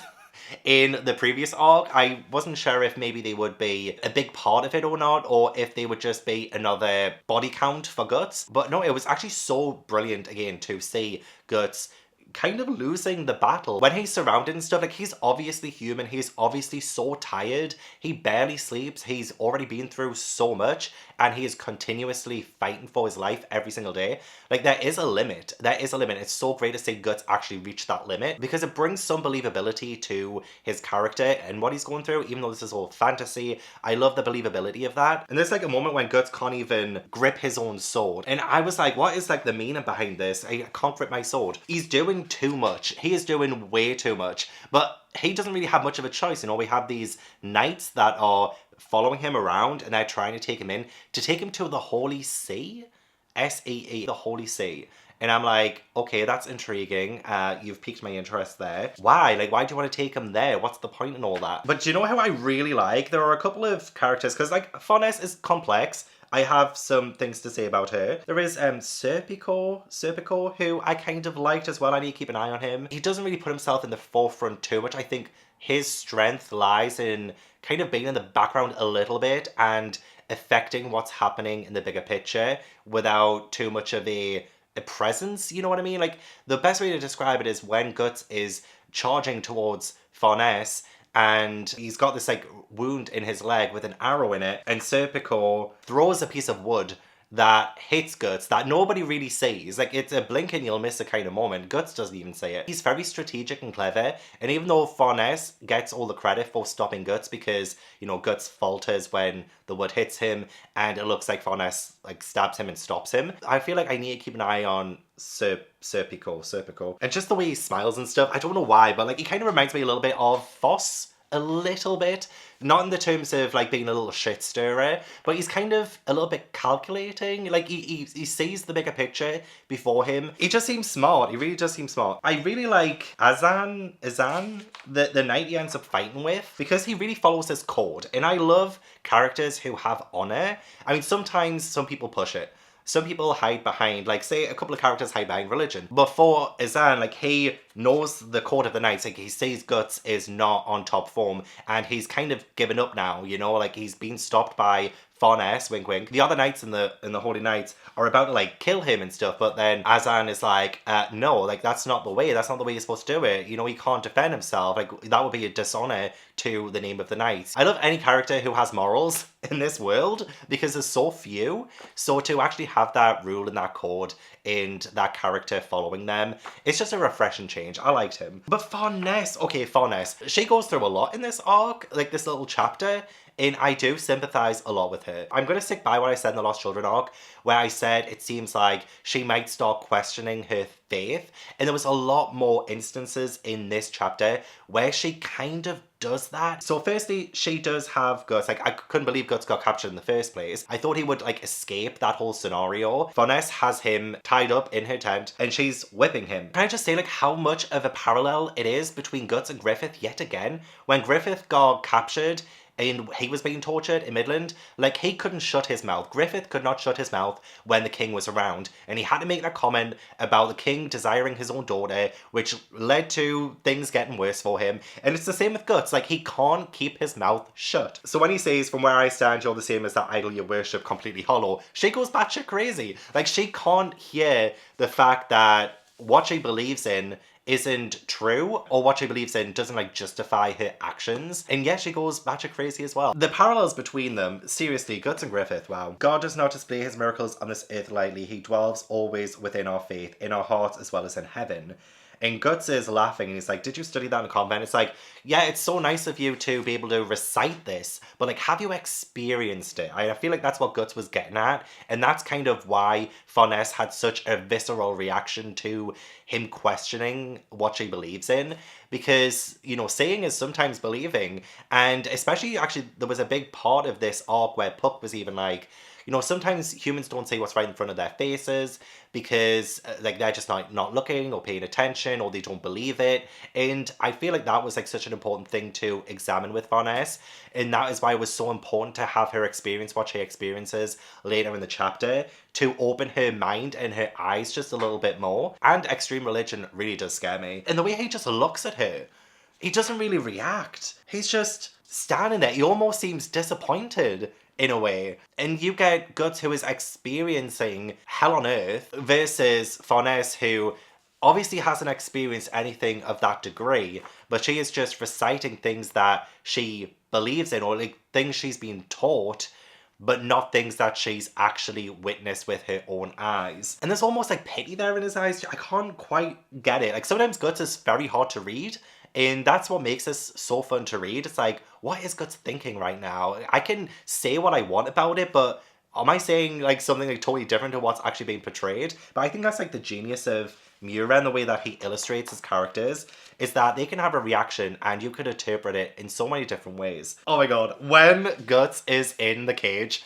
and there are obviously the monsters that are coming towards him, and he needs to escape, and Puck has the keys, and Puck is like, "I'm only gonna give you the keys if you say thank you, oh great one," or what is it? "Thank you very much, oh great Puck." I just love all of that so much. The way that Puck's little eyes go a little bit crazy, just like, I just love them so much. Farnes whipping herself, that's very interesting. That's something that I'm not 100% sure I can give a reading on, because I think there's so much to unpack there, and so much that I probably still don't understand about her character. She's praying, she's saying, "Dear God, please guide me." She seems herself to be very lost. She herself is one of the lost children that we explored in the previous chapter. It was interesting, actually, that she was introduced in that chapter, and the knights, the holy knights, were introduced in that chapter. It's like, we are all lost children. God hasn't given us, them, any direction whatsoever, so we're all kind of just wandering on this planet in all aimless directions. As much as extreme religion does scare me, I think it's something that is so worth exploring. And especially since Farnes doesn't even perceive Puck very much. She can't really like see him or perceive him, and Puck is even trying to explain that to Guts. It's just like all about belief or something, isn't it? Like she's not believing what's right in front of her face because she's so blinded by her own faith. So yeah, Guts has captured Farnes, and she can't believe her eyes when all of those freaky looking demon things come and attack. She's scared. You can tell in her eyes that she's scared, but she's also got this look of disbelief too. But oh my god, shit hit the fan so quick. The dogs, the dogs are absolutely scary, but nothing compares to that freaking horse. That horse, what was that horse? What the actual fuck. I was having none of that. I was like, wow. But what I kind of liked was Guts' reaction to it, like how powerfully he felt the need to defend and save Farnes, especially since it ends up paralleling Casca in what she went through. So having Guts react in such a way, I feel like quells a lot of my concern about the way that Casca was portrayed during the eclipse. It kind of quells that a little bit for me, because this was a definite kind of showcasing of sexual abuse, and the R word is like completely and utterly despicable, disgusting, wrong, and we have a main character here who is going to defend and save any person who is about to go through that. But it's reassuring to know that's not being glorified in any way. It's like if you try that, then Guts will literally take your head off. And now I'm even more excited to explore Farnes in the future. She is like, I merely sought to escape shivering in fear. Not once could I call upon my lord. I avow myself a woman of God, but not even the name I've invoked a countless thousand times. And then it like trails off. It's like, yeah, God couldn't come and save her. Nothing but Guts saved her from the horror and the hell that she experienced. So I feel like this was a huge turning point for her in terms of, yeah, her questioning her faith. And even though she ends this chapter with her telling Serpico to kill Guts, I feel like that was a more of a gut reaction to Guts, a gut reaction to Guts, who has made her waver her faith. So she's clinging on desperately to what she believes in, because what else can she believe in? What is the darkness that is before her that is gonna overtake her life? You know, it's kind of like, I myself am an atheist, but I would never ever want to take away from someone who believes in heaven and all of that, because being on this earth and thinking that it's just going to be over when we die, like that's such a bleak prospect, and something that is so like scary. Honestly, it's something that I'm a bit scared of, not gonna lie. But to have the faith that there is something bigger and something you can believe in is something that I would never ever take away from someone else. So it's nice to have something to believe in, as long as you're not enforcing that on other people, as long as you're not using that to justify awful actions, which is kind of what Farnes kind of did when she was whipping Guts. She kind of hid behind her faith a little bit when she did that, and that's probably why she ended up punishing herself, because she knew she took it a bit too far. That's not what God stands for or represents. And I wonder if that's why she kind of got a little bit possessed by the end of this chapter 2 with lust. You know, like she was possessed by this whole demon thing, and then she was like riding Guts' sword, like oof, like that looked a little bit painful, I'm not gonna lie. I kind of felt it. But that whole moment when she was like punishing herself and then getting possessed by lust, which obviously kind of opposes what you believe to be right and true. Yeah, it's kind of like that whole dichotomy there. I'm not smart enough for that conversation though, so I'm just gonna like brush past it. I do feel so bad for her, I really do. And I love the fact that Serpico, I mean, his eye is kind of scary, I'm not gonna lie, when he goes to attack Guts, when he sees that he was not gonna do that. Again, he's very calculating, he's someone I need to keep an eye on. But even Guts is like, nice draw style. You as well, just as I expected. Farewell for now, you too, little one. He's so interesting, isn't he? He's so good though. Hell of a dodge. Guts can really appreciate him. Farnes really wants to kill him. If he's allowed to live, then again, like, she doesn't finish her sentence. She keeps starting off this question of whether she is true in what she believes or not, and she doesn't finish her sentence. Like, she can't finish her sentence yet. So I can't wait for the moment when she finally does finish her sentence and says, is what I believe not true? Do I need to change who I am in order to fit in with this world? I need to stop hiding behind my extreme ideas of religion and actually open my eyes. You know, like things like that, I think so important for a character arc. But another really great arc, you know what, I'm finding it hard to actually rate them, because I find that they're all becoming really pivotal to either the plot or character, I think, or sometimes a mix of the two. And I find it hard to rate this chapter because it was lacking a little bit on the grandeur of the battles of the previous arcs, but it was still important in other ways, you know, like not every single arc has to focus on big battles to be good. So I don't know if I should like stop rating these arcs, because I'm really enjoying them. And it was such a little chapter 2. All I want to do is read Berserk. I'm in the middle of so many things right now that's hard to just like sit down and enjoy, but I'm telling you, as soon as I get the other stuff done, it's just all Berserk. You guys should have bullied me harder to read Berserk earlier, I swear. This is on you.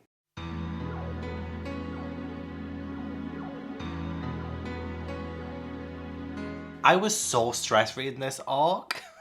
The conviction arc, the birth ceremony chapter, was incredibly stressful. It reminded me a little bit of, you know, Marineford, that whole arc from One Piece. I mean, obviously, like, this was to a different kind of scale, but it kind of gave me that same feeling of dread, of tension, of stress, and I thought it was like perfectly captured in this entire chapter. I love the fact that we brought back so many people from like the Golden Age. Like, I think this arc itself was a perfect mirror or like parallel to the Golden Age arc. It's funny because the Conviction arc itself stands in the shadow of the Golden Age arc because it comes after it. And there are so many things to do with, you know, shadows, like the shadow of the God Hands and the eclipse potentially happening again. And, you know, all of these great concepts coming to fruition. And it was an absolute all-out massacre by the end of this. And it was terrifying, intense, and I ended up caring so deeply about so many of the new characters we ended up meeting in this arc.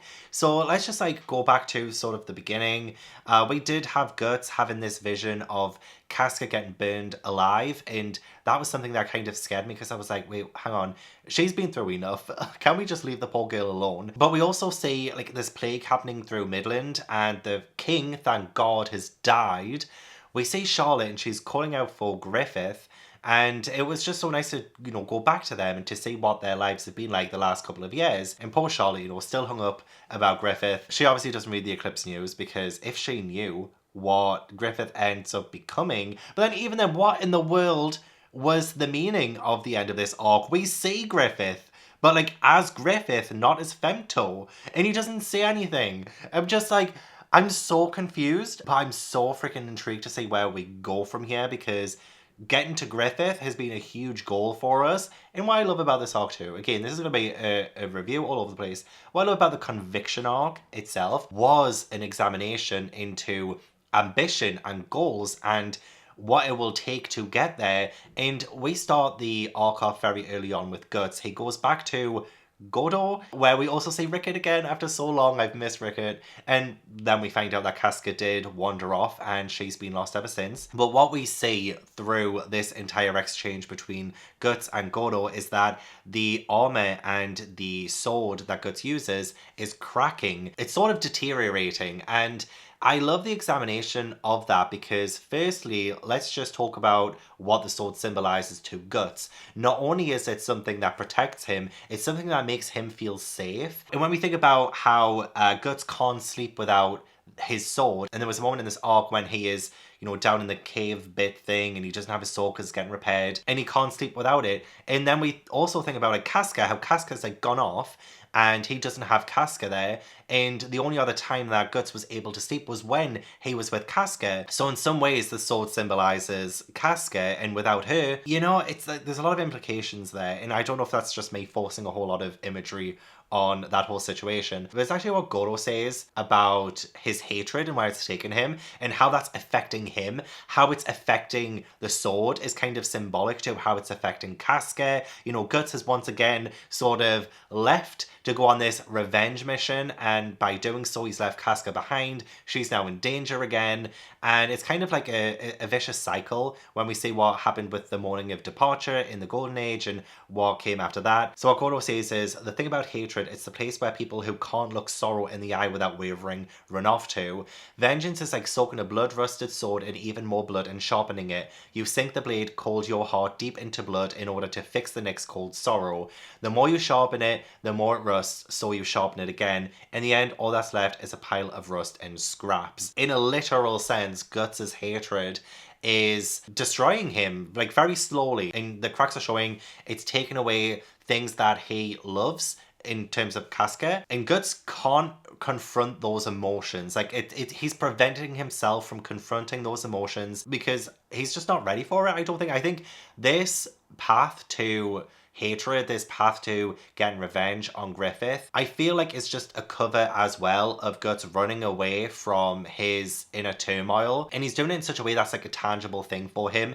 He is living when he is cutting down these apostles or these monsters, and that is a way of him confronting his emotions in a literal sense, in a way that he can actually hold it with his own hands, actually looking inward and dealing with grief and dealing with the emotions that are within him will take a lot more strength than just swinging a sword around. And that's going to be so interesting in the future again to discover with Guts. And I feel like we made so much progress in this conviction arc in the birth ceremony chapter. There was so much progress with Guts as a character. So excited to see where we go from here, especially since now he's reunited with Casca. Oh my god, the amount of times I was stressed because he would end up getting to Casca and she would be taken away again, or like he would be in the general vicinity and she would just be taken away, you know what I mean? It's like she kept being dangled in front of him, and he, I guess, didn't exactly have the conviction yet to confront what his true feelings are before he can actually get to his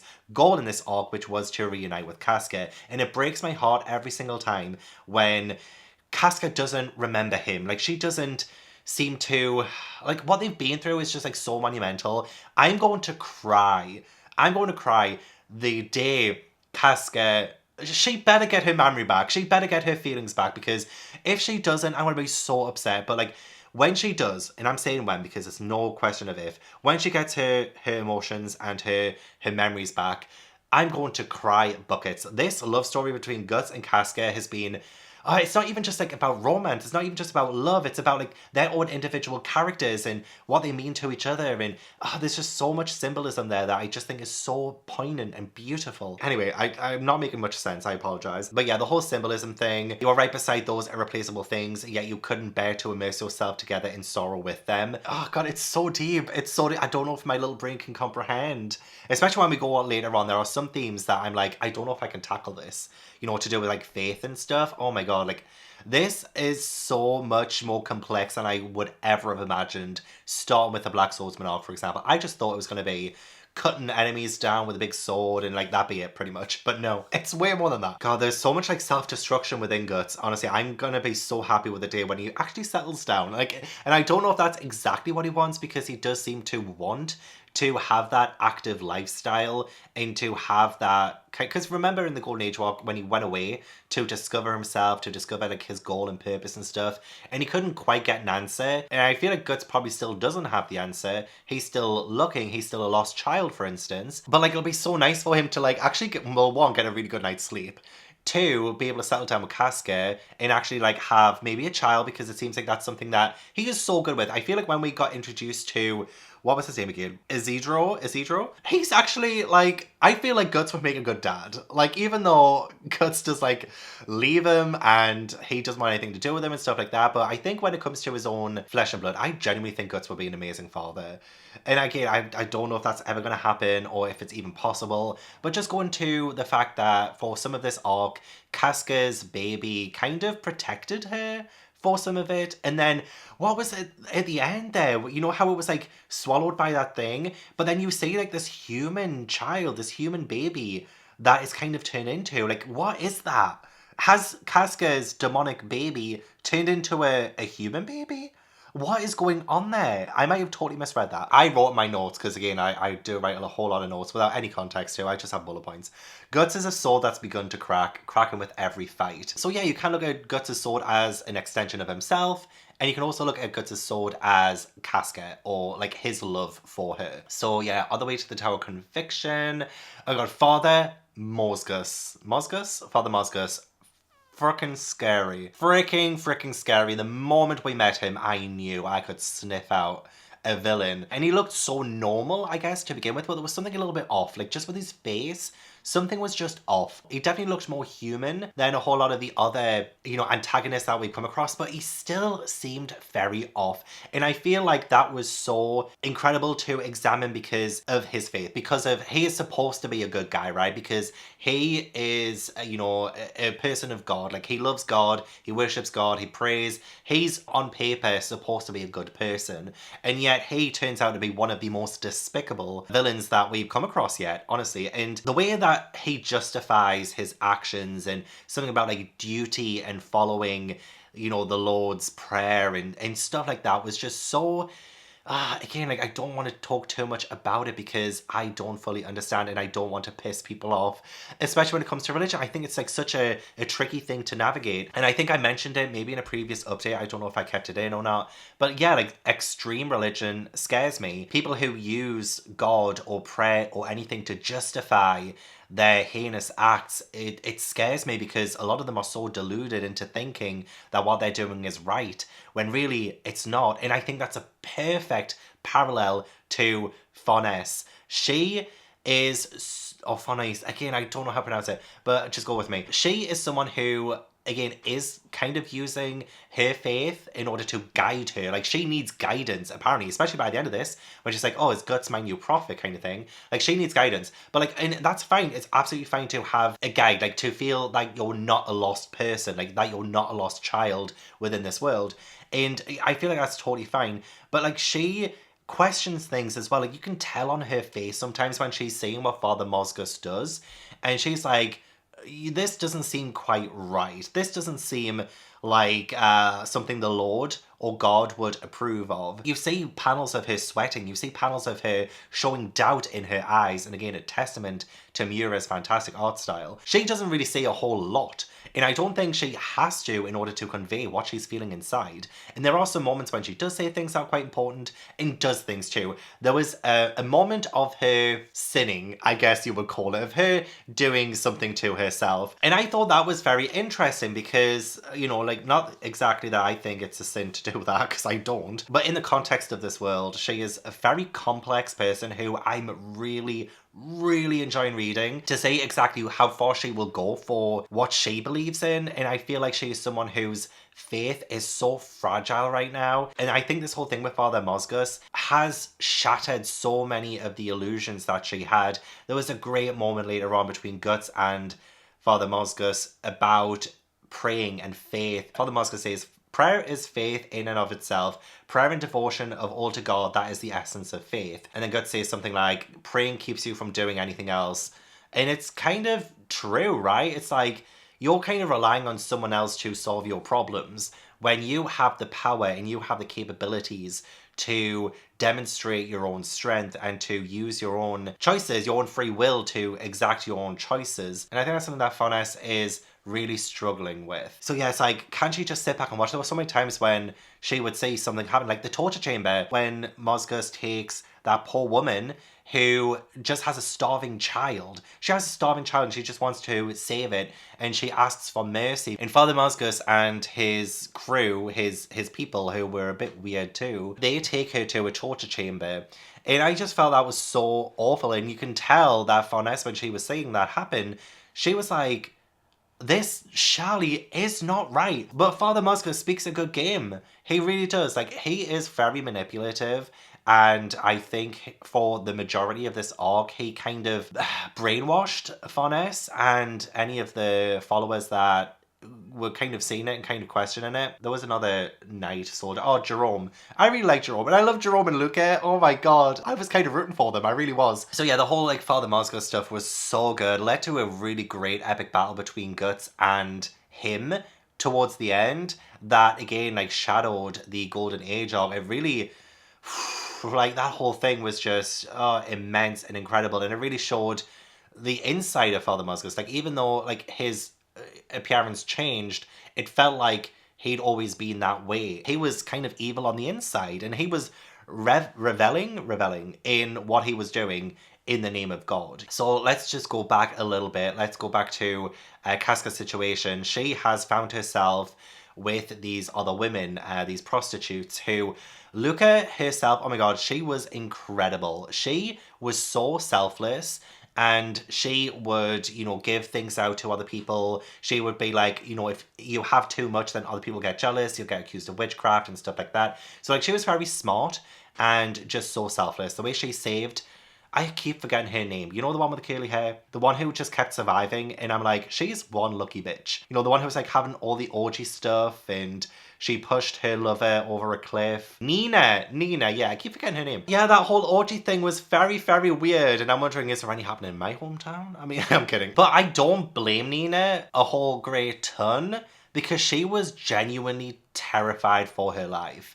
And when you get a character like that, it's very easy to hate them. Because that whole moment when, say, like, Nina and Casca were in the dungeon, one of the torturers came to get one of them, and he took Casca first, and Nina didn't say anything, and then the torturer was like, you know what, actually, I'm taking you, because you didn't speak for your friend, like, that's very selfish of you, so you deserve to die, kind of thing. So, like, you can totally understand where a lot of that's coming from. Like, you would naturally feel that kind of hatred towards her, because obviously we love Casca. Casca's been part of Berserk for a while, and obviously, like, we want Casca to survive and be saved, and the fact that Nina just allowed Casca to go off and even confessed that Casca had this, like, brand on her and she was, like, the ringleader. Even though all of that goes against Casca, it's very complicated, and I think it's more complicated than we can really give her credit for, you know? Like, she was fighting for her life still. She was very regretful, which again, like, isn't a good enough reason, of course, but, like, she was terrified, she was scared, you know. And when you think about her place in the world, she isn't Guts, she isn't Casca, she isn't Luca, she is just a really scared, lost child. I'm saying, like, pretty much every single person in this arc as a lost child. It feels really hard to despise her, because I just sympathized with her the entire time. I felt so bad about what she was going through. There are just going to be people in this world who aren't brave, and that's okay. Not everyone is brave. Not everyone has the ability to put their life on the line for someone else. A lot of people have that instinct to survive and live, and that's what Nina had. And even Luca mentioned it at some point too, when she hides her in a barrel and all of this. And I just find it so interesting that we get such a variety of characters in this arc, more so than any other arc so far, because to also parallel Nina, who is an adult woman, you have this child, Isidro, you have this child who I just saw as a little Guts. He was so brave, and he was incredible. Like, he had so many great one-liners. Like, what did we have? Oh yeah, I love his banter with Puck. I wrote that because him and Puck were a great team, like a great little duo. I love them. When he is saving Nina and Casca, and when that guy who has, like, the goat head thing gets turned into an actual demonic goat thing, and Isidro says, put that thing away, you horny goat. You know, he's just like, he's so brave and so funny. Now, he had loads of one-liners, I didn't write them all down, but I was just giggling away at it. But there was also a moment when he kind of reminded me of Griffith. Yeah, he says, but it was worth it, since now there's this big chance dangling in front of me. No way, I'm not going to take it. If I can get through this, I can open the door to my ambition. No matter what, I'll win. And that can honestly be an innocent thing to say, and a very reasonable thing too. You know, you're chasing your dreams and stuff. But after Griffith in the previous arc and what he ended up doing in sacrificing to achieve his dream, to get to that ambition, we saw what ambition did to him. It makes me a little bit scared, you know. It's very reminiscent of Griffith, but I see a whole lot of Guts in him too, which I think is great, because I guess Guts's main ambition and his main drive has been for revenge. Recently, like, his anger has been fueling him forward, and we have to kind of re-examine that now. Isidro is, I guess, maybe just an amalgamation of both of them together, maybe? I don't know. I kind of got a little bit exhausted reading this, because it was one thing after another, which is great. Honestly, it's like one of my favorites. I thought, like, it just wouldn't stop. It got to a certain point. It was when, you know, the Holy Iron Chain Knights and Furnace had come to where Nina's lover had, you know, ratted her out, and also, like, Guts comes, and, like, everything is, like, kicking off, and, you know, like, all of that sort of stuff happens. It's just non-stop. It's absolutely non-stop after that. Serpico, when he stops Guts from getting across the mountain bit, and he challenges him, and, like, he's so smart, the way that he's used his surroundings. Like, he knew, like, he's been quite calculating, and he's been observing Guts, and he's like, okay, I can't take you on by numbers, because you just slaughter everyone in front of you. So what about your surroundings? You have this big ass slab of a sword, and obviously you're on the side of a mountain now. Like, this is now in my advantage. This is now working in my favor, kind of thing. I love the way his brain works. I love the way that he's kind of going about that. Like, he is probably one of the smartest characters we've met so far, if not the smartest. I feel like he's an actual match for Guts. Even Guts says something like that as well, about, like, his fighting technique and his style. Like, yeah, you've just got to, like, learn, because I feel like a lot of Berserk at this point in time has just been a lot of slashing with Guts. You know, like, he swings his big sword, a lot of people die, and it's kind of been the same kind of thing over and over. Not exactly, like, it's not a complaint of mine, but a lot of the fights have been a little bit the same. A little bit, like, not too much. Again, it's not too much of a criticism. But yeah, Serpico actually brings about a challenge and something different. So I would love to see more of them kind of going at it, which I don't know if they will. I don't know if maybe, because at the end of the arc, it's kind of implied that Fonnes and Serpico are on their way to Guts, and they might end up joining him on his I don't know if Guts is really gonna be all in on his quest anymore, though, because I feel like he needs to appreciate what he already has right now in Casca. I feel like this is what the arc has been trying to teach him a little bit. But no, maybe that's like the end of them fighting. Maybe they will start fighting alongside one another, and there was actually a moment of them kind of fighting alongside one another, which is great. This all over the place. But the fact that the prostitutes of the arc who were looking after Casca, and I love them so much for doing that, they are like deemed by society as like the bad and the scum of the earth and stuff like that. Like they're looked down upon as like a sort of sordid job profession kind of thing. But it was actually them. Luca in particular, though, she kind of does save people. She's, you know, saved her friends. They were actually good guys, you know, they were actually the good guys. Whereas the people who, you know, the innocent people of this town, they looked up to Mosgus and his people as they're the good guys. They're the ones who are worshipping God and doing this, that, and the other. But then it turns out like they were the bad guys all along. So we really do have a lot of like flipping on the head of like who's the hero, who's the villain, and the grey area in between. Another character I loved in this arc too was the Skull Knight, and I love the dynamic between the Skull Knight and Luca.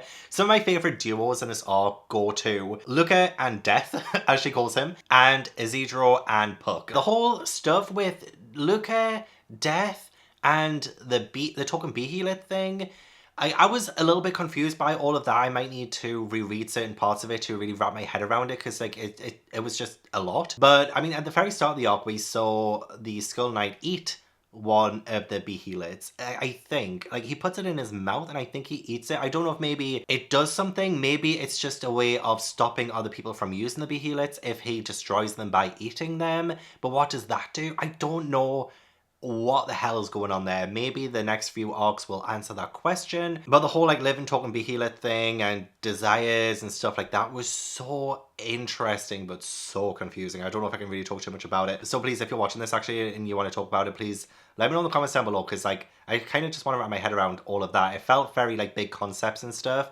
especially since I'm sure the Behelit mentioned something about Luca and something about the world, but Luca doesn't tell us what that is because we kind of cut away before we find out. So there's something intriguing going on there. Oh yeah, the Shadows of the God Hand was incredible. The falling of the Tower of Conviction was one of my favourite panels. Seeing Zod return was fantastic. Oh, the Iron Maiden. One of my favourite moments as well was the Iron Maiden. So I went to Chillingham Castle twice. I went there recently for like a haunted castle vlog, reading horror, and it was so good.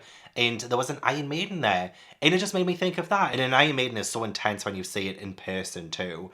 So I just wanted to mention that because that was pretty cool. But I think that was like the end of Casca being protected by her demonic baby, and that was when like shit hit the fan. Honestly, these things that were like swallowing everyone up and disintegrating them, oh my god, it was a massacre. It was an absolute bloodbath. Oh, I love Guts saying fly your own ass to heaven to Father Mosgus. I love that so much. Yeah, it's just like it leads to a whole lot of chaos. Love the chaos. I feel like this is definitely one of my favorite arcs. Guts finally hugging Casca and her not pushing him away.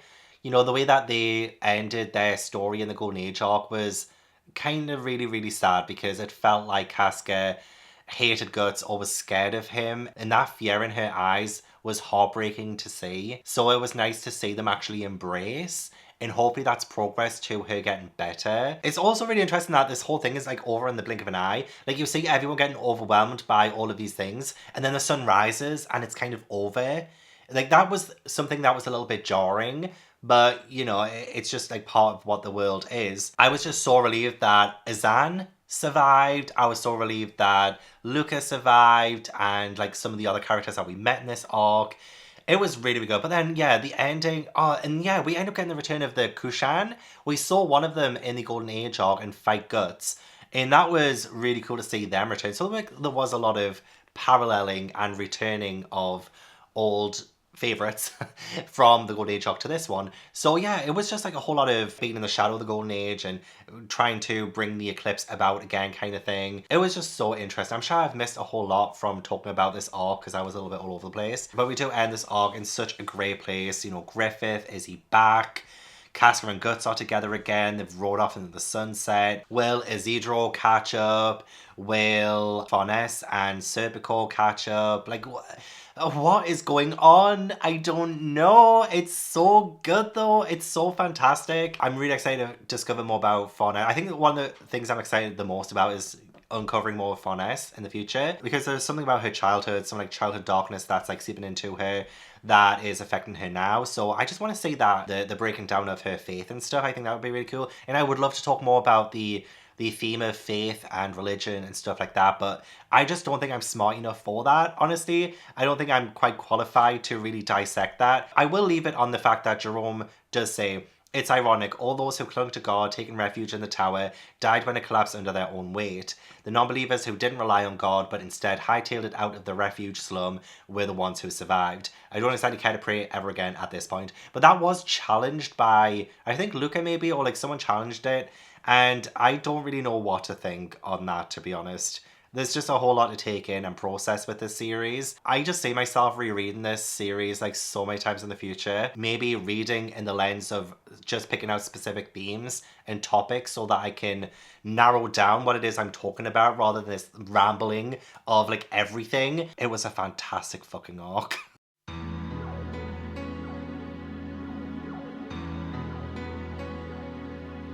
Please don't sacrifice me to any kind of god hand because of this. I didn't fully love the Holy Evil War chapter. I did still like it. I still enjoyed my time reading it. But I think so far it's probably one of my like least favorites. And like, not for any like particular reasons or anything. I just think there was a lot going on. And it does work in tandem with one another. And there were so many things that just absolutely blew my mind. The fact that Griffith is fucking back. What? The fact that we had the Berserker armor outfit thingy-mabobby. What? There is so much still to absolutely love about. I loved like the introduction of witches and trolls and ogres, and like it had this really fantastical mythological feel to this arc, which was great. It really, really, really was great. But I don't know if maybe because like the Golden Age arc was like right up here and the Conviction arc was like right up here. I think just as a first time reading experience, it just wasn't really my entire favorite. I felt like there was a lot of concepts going on and a lot of world building, which is great. You know, we've expanded the world. I wouldn't say like introduce magic, but we did have a lot more focus on magic and how that can help our gang. So like all of that was really, really interesting. I really enjoyed. So let's just like go back to the beginning and stuff. I was so sad that Godo had died, but I think it was like such a beautiful moment. The fact that we don't see him die, we just see his like gravestone. And when do we ever have peaceful deaths in Berserk? So I feel like this was such a needed moment for a character, especially someone who has meant quite a bit to Guts, you know, like he hasn't really fully outright said how much he's meant to him, but you know, Godo has really, really helped Guts on his journey, especially with the Dragon Slayer blade and his armor and stuff like that. It's just like he has been so needed. So to have like a nice peaceful death was, you know, it's a breath of fresh air. But when we saw Griffith, I was like, what the hell is going on here? It's such a complex moment in scene as well, because even when Guts sees him, he says something like, "I didn't have the urge to kill," because it's Griffith. It's like the before Femto, it's before his, you know, his torture, he looks and sounds just like the Griffith that we did love at one point. Even my feelings are very, very conflicted right now. Like, after everything he's done, he did sacrifice his friends, and as Femto, he did what he did to Casca, and I will never ever forgive him. I will never ever do that.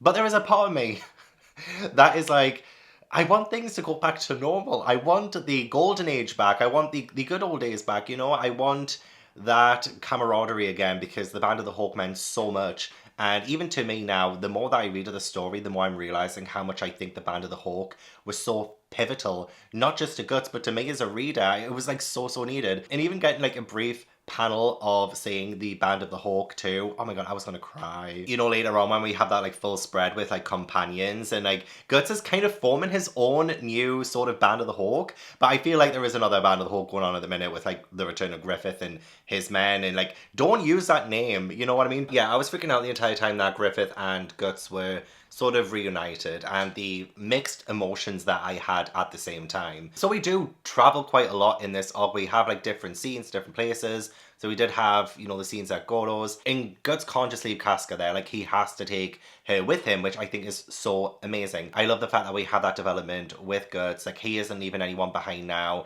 He has readily accepted the people that he loves, the people around him who he sees as his new comrades or his new companions. In that growth, I've never been more proud of Guts in my life. He has just come such a long way. But still very tragic with Guts and Casca. Like, this is turning into one tragic love story. The fact that two people with a brand can't stay in the same place as one another, essentially, like, it just spells disaster. Which is why I do love the introduction of, like, the witch. And I can't ever remember her name because it's a little bit of a tricky one to pronounce. I wouldn't even know how to pronounce it. So we'll just call the little witch girl. I will most likely get their names better with the next arc, I promise.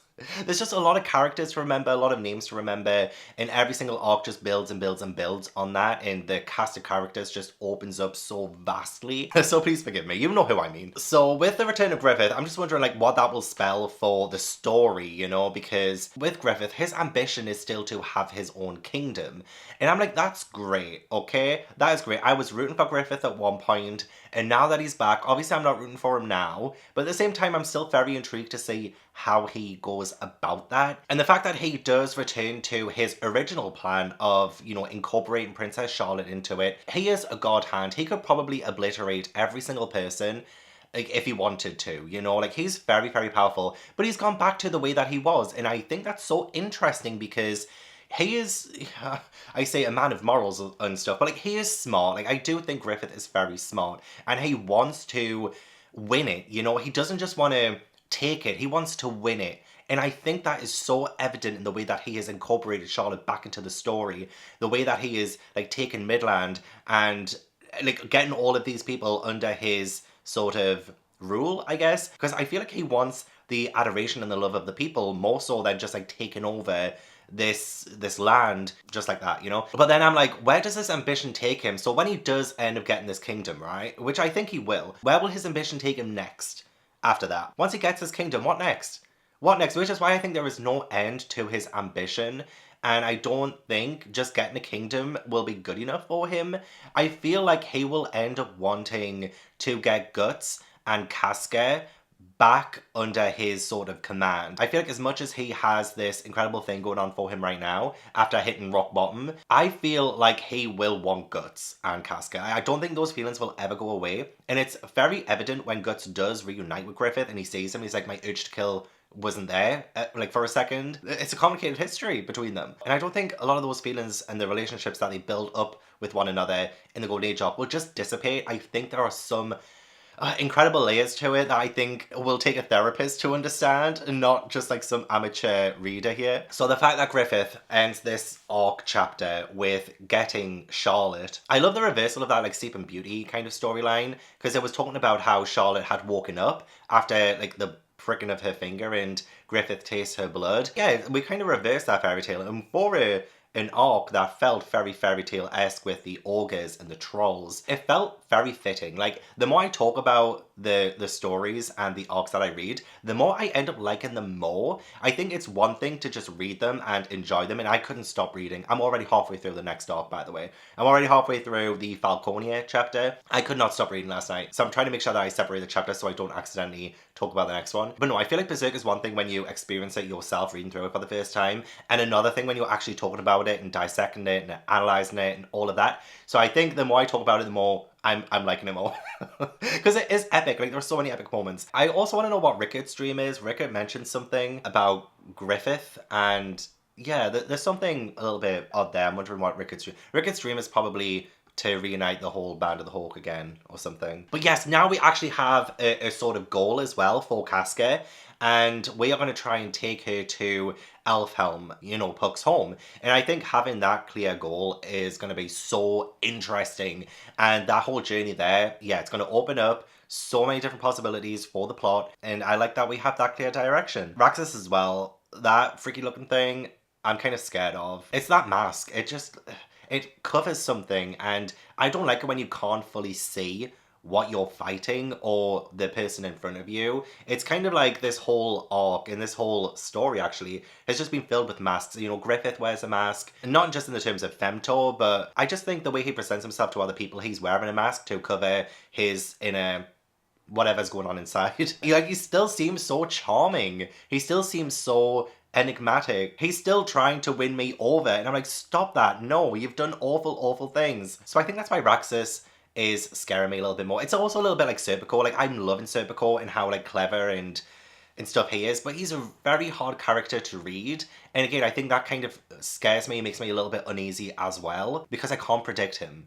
You know, I think when it comes to the big monsters that Guts fights and he's like slashing his sword at, you can kind of predict a little bit that the result of that battle will be Guts winning. I mean, it'll be a struggle. It will definitely be a struggle, but, you know, you can kind of, you know, see what's coming. But when it comes to characters like Serpico or Raxus, it's like, who are you? Like, what can we do to overcome you? And not that I think we have to overcome Serpico, but he's just, like, very interesting, you know? We did have this whole, like, flashback thing with Farnes and Serpico, and finding out that they're half-related. That was interesting. It was a little bit of a slow-going kind of series of events, though, so I think that might be why this arc is just not exactly my favourite. It was very needed, though, because I think it does shine more light on Farnes as a character as well as Serpico, but even then, Serpico's flashback, tragic, of course, like what he had to do to his own mother. Oh my god. But like, I think it's still focused a lot more heavily on Farnes. And she, oh man, she again still intrigues the fuck out of me. She is so,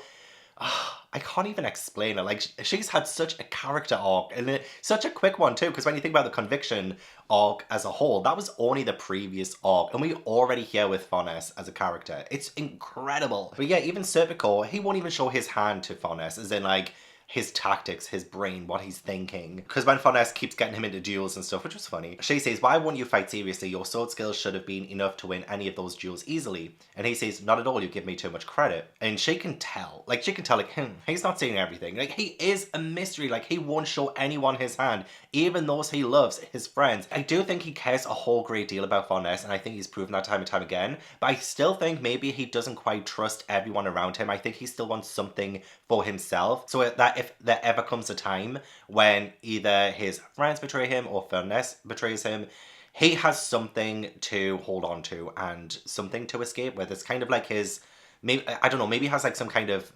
fail-safe kind of plan. I don't know. We're just spitballing here. We're just spitballing. So yeah, Farnes, we do end up seeing that she has more of a thing for whipping, for blood, and fire. Like, she's weird. She is very weird. She has a lot of stuff going on, like, mentally. And I wasn't sure about this whole, like, fire thing, because it seemed like, you know, I think it was in the previous arc when she is touching herself, and she's thinking of fire. She is thinking of someone burning alive. And for a second, I don't think I mentioned it in the previous update because I wasn't too sure what that really meant, and I wasn't sure if maybe she like was turned on by people dying by fire, but I think it's a lot more than that. I don't think it's like that at all. We see that when Farnes is a child, she is very much neglected by her mum and dad, and the only time she ever really gets attention is when she does things that like, you know, like setting the people burning alight kind of thing. So it just honestly seems like she was craving attention from her parents from a very young age and kind of needed some kind of guidance. She genuinely needed guidance from a young age and she didn't get it, which is why I think it's so important that she is now kind of a follower of Guts. Like, she sees him as that like whole prophet thing, or, you know, she just needs something to follow, someone to follow. And I think, you know, the whole fire thing kind of ties into that, but I was a bit confused why she was touching herself thinking of fire. So yeah, I'm very excited to get to Elfhelm. There was a really interesting scene, and again, like, this is tying back to the fact that Casca's always almost essayed. Like, it's getting like such a problem now. You know, I'm so glad that Guts was there, but then he kind of has this sort of transformation as this like wolf type thing, which I think is really just a manifestation of his uncontrollable rage, more so than he's actually turning into a wolf, because I was a little bit confused by that to begin with. And just like the way he looked, I think, especially, you know, going back to what Godo had said about, you know, him repressing his sorrow and he's going on this rampage and how that's, you know, cracking his sword and blah, blah, blah. I do think that's just like a manifestation of his uncontrollable rage. And, you know, it ties into when we finally get to the Berserker armor later on. But I, you know, just talking about that scene where, yeah, Casca's in the woods and they're about to, word her. He kind of has this moment.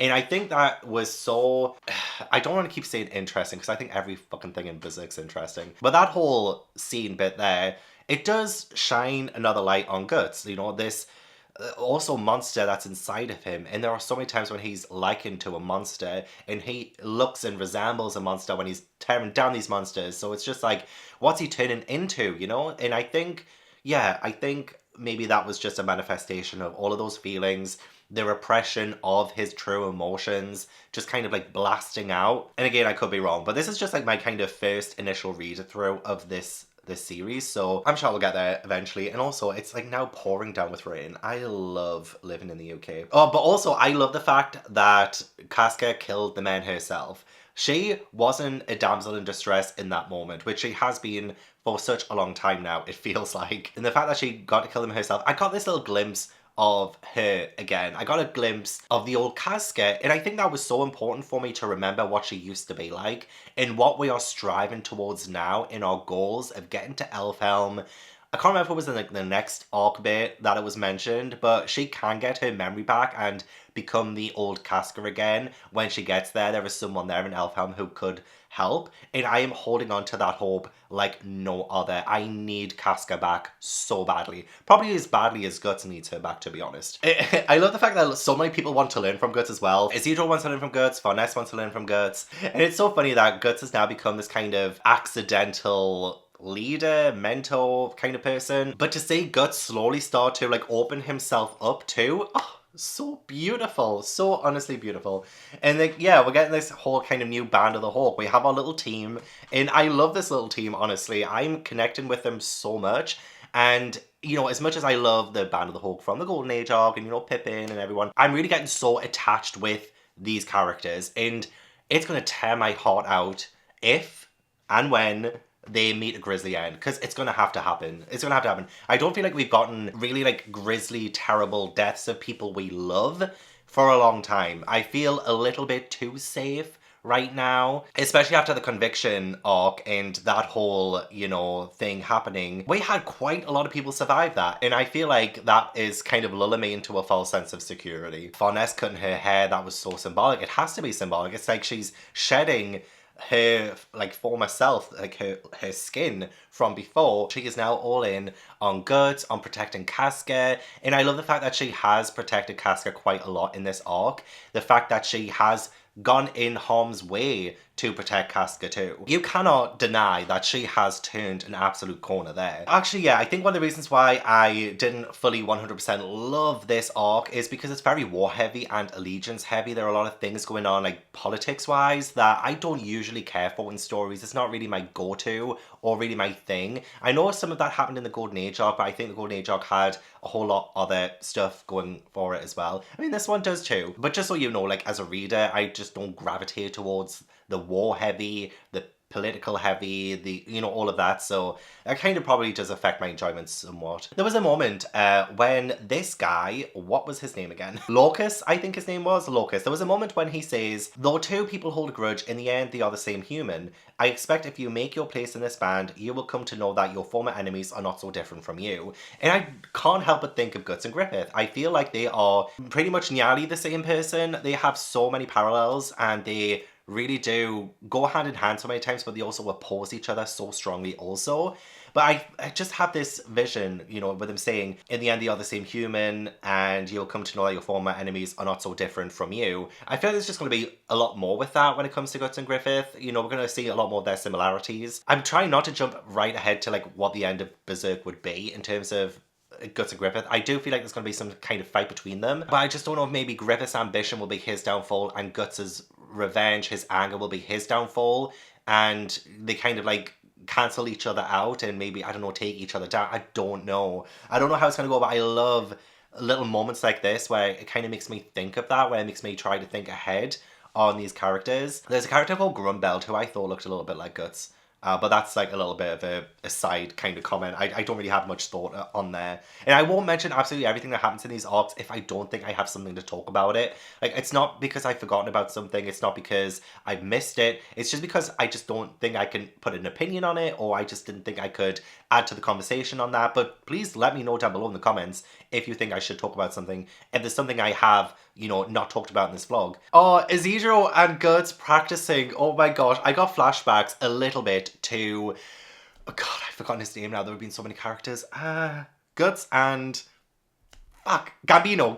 Guts and Gambino. And it's a testament to me that I do remember so many character names. Like, I get there eventually. It kind of reminded me of that, but in a good way. It's almost like Guts is trying to be better than Gambino. It's like, the good parts of Gambino, like Gambino wasn't terrible the entire time, but the good parts of Gambino was when he was connecting with Guts, when he was, you know, practice fighting with Guts and stuff like that. Well, other than the time he cut his nose. But you know what I mean? There were some good memories that Guts has of Gambino. And I think he's taken that, and then he's kind of breaking the cycle of abuse by not doing what Gambino does to Isidro. You know, it's like, I don't know, he's coming across as so fatherly. Foness is coming through strong again. She is feeling like she's not useful. And I think that's a commentary on the nobility of this world. Like, they can't really do anything but be this kind of superficial presence. You know, like when it comes to actual fight, when it comes to actual real world issues, they're kind of useless, you know? They're kind of just trinkets and commodities in this world. And that's what Foness is trying to kind of work through. Not only is she working through her faith, but also her kind of family roots, her nobility and stuff like that. So again, like, such an interesting character. When Isidro comes across that poor man with the food, and then the man is like giving him some, and Isidro was all like thankful. But then he like punches the man. He's like, hand him all over, you stingy bastard. Grown boys need nourishment. That he is so funny. Like, he is so good. Like, he's becoming one of my favorite characters. But as comic relief, you know, I feel like I have my favorite characters, say like the Golden Globes or the Oscars or whatever. I feel like I have my best actors in drama and my best actors in comedy. Isidro, Puck, Ivalira. You know, the witch girl's elf. They're like in the comedy side. And then we have like Guts, Foness, in the like the drama side, in Serpico, of course.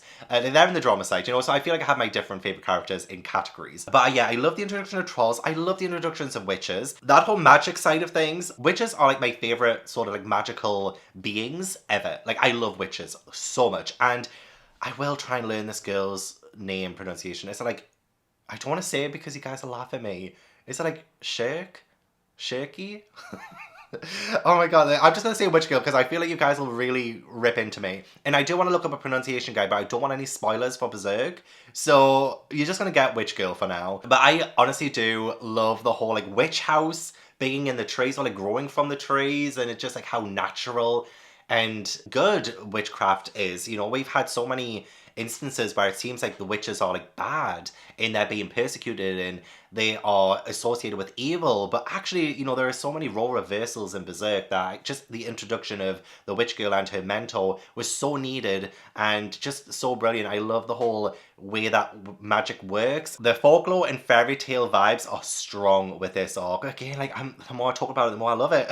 And I do appreciate the witch exploring the brand and the astral world more. Like, we're learning more about the astral world and how that works in with our world, and, you know, the whole like eclipse and getting the fifth god hand, like Femto Griffith becoming the fifth god hand has kind of upset like a lot of the balance and stuff. Again, I'm like working through my thoughts on this, so I might be wrong on some of these, but like it feels like ever since that moment, the astral world and the physical world has just been at odds with one another, and that's why we've been getting so many more like villainous monsters and things coming through. So I really do appreciate more of the explanations of it. And also this interesting tidbit too. Long ago it was quite natural to believe in the existence of elves, but with the spread of the doctrine of the Holy See of one universal worldview, those who can see them have dwindled. So many of the elves who can no longer interact with humans have faded away to some place in the astral world. And again, like the Holy See, religion kind of being like, it's covering people's eyes from some of the truth of the world. I'm not trying to criticize like religion or anything like that. I'm definitely not doing that. But it's kind of like the Holy See or a lot of these religious figures are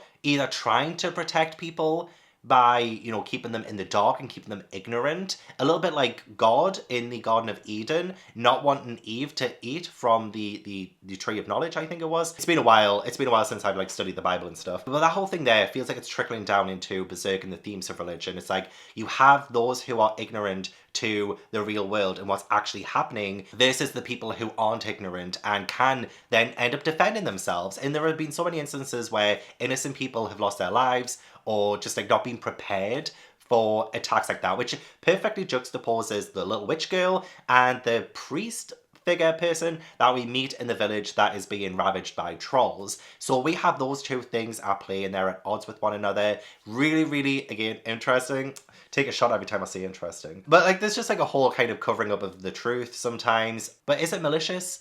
Are they just trying to protect people in terms of like the Holy See? I think it's a lot more complex than them just covering up the truth, making people ignorant so that they lose their lives and stuff like that. I think it's a lot more than that. Oh my god, when Isidro tries to spy on Casca and Farnes, and the little witch girl is like hitting him on the head like she's got him tied up. Like it's a really tiny moment that's in the background of a panel, like blink and you'll miss it kind of thing. It's very easy to miss, but I'm trying so hard to make sure that I see everything, and there are so many moments like that that's happening in the background that is just so funny and so good. So I just wanted to mention that because I loved it. It kind of made me really enjoy this little witch girl too, and he is a little creep, so he got what was coming to him. Oh my god, and the little Star Wars reference with Puck becoming Yoda, and perhaps for now I'm his master, you'd say, or deep into the dark side this young one is. It's just like so good. Like the humor in this is just absolutely phenomenal. So yeah, we have Farnes protecting Cat. Has a bird just shit on my window? Anyway, we have Farnes protecting Casca, which I thought was very monumental. We have them going to the village and protecting them from all the trolls and the ogres and stuff, which was fantastic. Love that whole fight scene and stuff. On Kelpies, we had Kelpies too. That was so awesome. But yeah, the priest was being a bit dumb for my liking. He was like, oh, she's a witch, she must be condemned, that's unnatural and stuff like that. But like, it turns out it actually saved the day. And Farnes, seeing the, honestly, I feel like I talk about him more than I talk about Guts at this point. But like Farnes, she sees a lot of the old her in him and how ignorant she was to the world. Oh, and then when Guts says to the little witch girl, that being said, we're at your service, Miss Witch. Oh my god. Oh my god, you know what I mean? It's like, that's Guts. That's Guts. Like, ugh, he's come such a long way. I'm so proud. I cannot tell you how proud I am of him. I'm just... Oh yeah, there was this whole flood scene, which I thought was fantastic too, that the witch girl does. Like, she kind of invokes or gets possessed by the water spirit, which has this grudge against this town, which is why she can't really control it after a while, and she's needed to be brought back to reality. Again, like some biblical imagery though with the whole like flood and, you know, like Noah's Ark, and I think there might be some like biblical references there, but I could just be reading too much into it. Oh, and then when Guts turns to Farnes, who, you know, was, you know, protecting Casca, and even though the two of them got swept away and stuff still, like she was still putting her life on the line. But when Guts says to her, the things you do are a big help, I'm grateful. Oh, like I could cry. I literally could cry. Like, and it's not even that huge deal of a moment for me as a reader, really, but when I see them bonding, when I see them coming together, seeing Farnes feel useful, and like, you know, I feel like I'm repeating myself at this point, but I can't tell you just like how many emotions I'm feeling while I'm reading this story, because I'm so invested in the characters more than anything else. I love the story, but I love the characters. And he's even proud of Isidro with the bombing kind of stuff. Oh, and how Guts has inspired them. Like, and when Guts, oh my god, and this is huge for Guts too, when Guts goes to, you know, kill the remaining like trolls and yoga by himself, and he's told Farnes to look after Casca, and this is Isidro and Serpico and stuff, but Guts, he says, I haven't felt this sensation in a while, not worrying about anyone behind me, swinging my sword without anything binding me, cutting loose all my ferocity. He trusts his friends. Like, I think, do you know how much his trust was broken after the eclipse? I don't blame him. You know, he was betrayed so heavily. He was betrayed by a friend, someone he got really close with. So he lost all trust and faith, in my own personal reading, in everyone. Apart from, like, obviously Casca and stuff. But, like, this moment when he says, I haven't felt a sensation in a while, not worrying about anyone behind me, it's like, hey, everyone else has it. Everyone else is doing their own thing. I don't need to worry about someone stabbing me in the back kind of thing. I can do my thing, I can get on with my thing, and not worry about anything. Like, trust. We have trust. One thing I will say is that the Skull Knight does seem to save Guts a lot. a lot. Like, he really, really does. You know, he got him out the Eclipse. And I'm not saying it's like too much of a bad thing. I do still think Guts needs a lot more training, I guess. So like the amazing moment when Guts faces off with Slan, who is so incredible looking. I love her design so much. So Guts does need saving from her, so which is why like the Skull Knight is there and stuff. But like I'm hoping, as much as I love the Skull Knight, I love exploring more about him, I would love for a bit less of saving Guts at the last moment kind of things. You know, I would love a little bit less of that. But again, like, that's not really affecting my enjoyment. But you know, exploring more of how the world's overlapping, more of the like astral world and stuff. Like that was really interesting. I love the scene with Slan. Like that was really, really cool. But yeah, getting back to when Guts like escapes from that situation and they go back to the witch's house and the mentor, she is like burning, she's dying. It's been attacked, like the whole place has been attacked by the new Band of the Hawk. No, keep my wife's name out your goddamn mouth. I cannot stand the fact that they're masquerading themselves as the new Band of the Hawk. That's just disgusting to me. It's like spitting on the memory of those we lost. It feels disgusting. As Guts is fighting Grumbeld, Flora is the name of the witch mentor. How can the little witch girl's name be that easy? But yeah, Guts is shown the Berserker armor. It is fucking insane. It is incredible. I can't even wrap my head around it. I'm kind of scared of it. And literally in my notes, all I wrote was, oh my fucking god. What? You know what I mean? And also, the Berserker armor makes me think of the Skull Knight. It kind of looks very Skull Knight-esque. And the way that the Skull Knight says something about, or was it Flora? It was either of them, saying that Guts and the little witch girl reminds them of the Skull Knight and Flora, that kind of dynamic and stuff.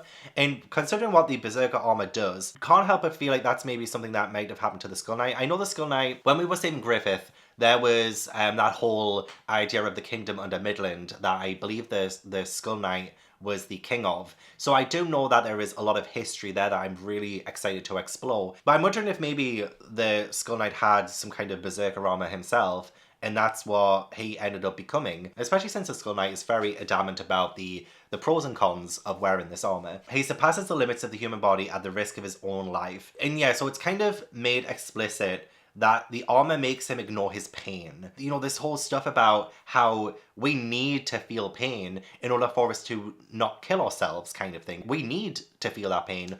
And that's something that Guts himself is trying so hard to ignore. It's a huge theme of exploring Guts' character. He has been running away in the past from his true emotions, his feelings, leaving Casca behind and stuff like that, has kind of led to this moment. And this Berserker armor, I think, is a manifestation of Guts running away from pain and feelings and emotions. And it's kind of interesting again. The way I say it, this armor isn't making him strong.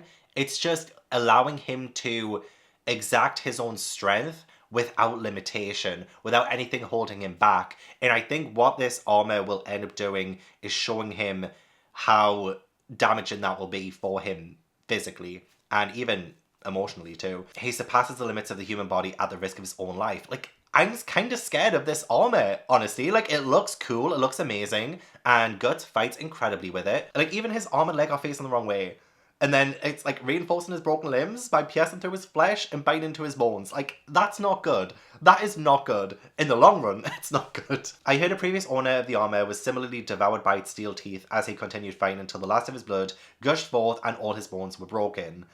I just feel like something might have happened with a Skull Knight in a similar vein or something. But like, I just don't think the armor is a good idea in the long run. Like, as cool as it is, and the fact that there is this black kind of smoke around the sword too, like Guts' sword. And I feel like that has always been there, but we've never seen it before. Or something like that. I don't know. Like, again, I'm not 100% sure on everything that I'm reading. Which is where you lovely folk come in. Not feeling the pain will slowly kill him, yeah. He actually needs the pain to survive in the long run. But he's kind of using this as a way of not feeling that, just so he can continue to push himself forward. I just don't think it's a good idea. The whole Berserker armor thing, I am absolutely fascinated by. I think it's incredible. It's so epic.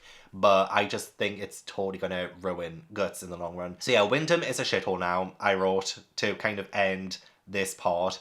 It feels very much like Bloodborne. I know Bloodborne and the Dark Souls games and stuff were inspired by Berserk and genuinely Wyndham with all these like dead people and like how deserted the place feels. It feels like Bloodborne and I love that so much. I love the vibes. I love the aesthetic. It's incredible. And we got to see Foss again. I was missing him. I was missing Foss. He is someone I do enjoy seeing. And we also end up meeting the Emperor of the Kushan Empire and I'm like, oh, is he like the next big bad? Like, he seems very cool too. So yeah, we ended the arc with Charlotte and Griffith, and I think that was a really good way of ending it because it adds so much more intrigue and power to what we're going to end up reading next. I know I started this whole section off saying I didn't fully love this chapter. I did love it.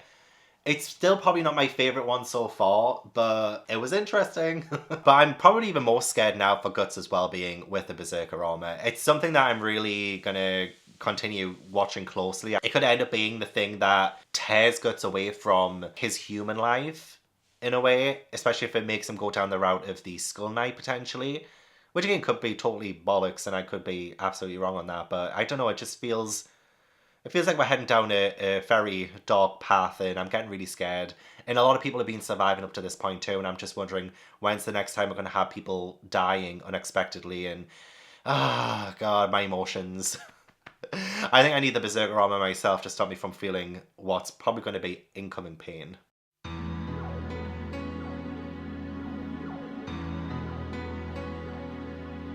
I ended up finishing Berserk last night. I couldn't stop yet again. I just blasted straight through to the end. I read all of the deluxe editions I have. I read the last, was it like 11 chapters that have been published that aren't out in an English volume just yet. And I got up to chapter 375.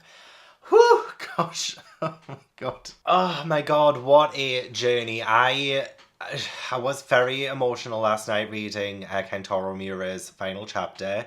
And I will talk all about that in the next segment when I talk about the next arc. But right now we still need to talk about the Falconia chapter in the Millennium Falcon arc. Okay, so I haven't been as, I guess, obsessed with the plot of these kind of arcs in the Millennium Falcon.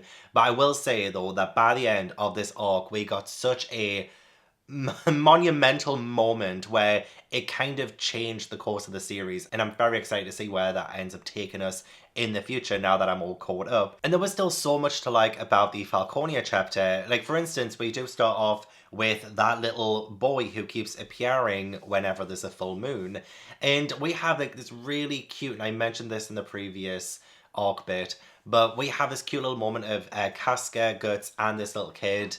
And it's so wholesome and so lovely, and it really does show you the potential of what a family could look like with Guts and Casca. But then we do end up getting the end of chapter 364, which I'm not talking about it now, just in case you read along and I don't want to spoil it. At this moment in time, I was genuinely convinced.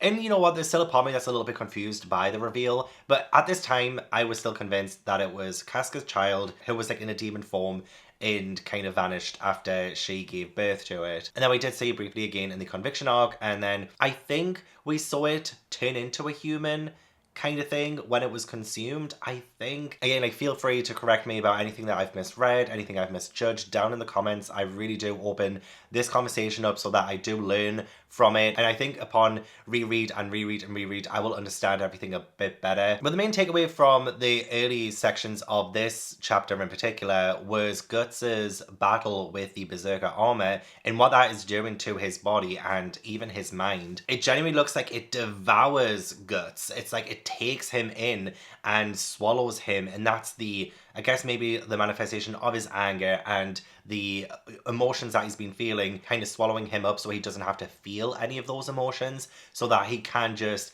boom, boom, boom, get the job done when it comes to slashing people down left, right, and center, or monsters even. And there are a lot of moments where you have to question whether Guts will end up going a bit too far and might accidentally kill his friends or his comrades. It's a very thin line between like rationality and kind of going straight into madness and going berserk. And there is this like amazing like black art style when Guts does get consumed by this armor and he's in it and you can hear his mind almost. It does feel very black and bleak, and it's a really scary place to be, and it just highlights even more that Guts is still going through so much You know, I feel like he has so much PTSD, so much that he's repressing still, and he is like, you know, coming leaps and bounds in terms of his development. And I love how it juxtaposes the moments when Guts is regular and he's not being consumed by his armor. There was a moment when they get to this city where the majority of this arc takes place, where they're in this kind of inn and Guts punches someone in the face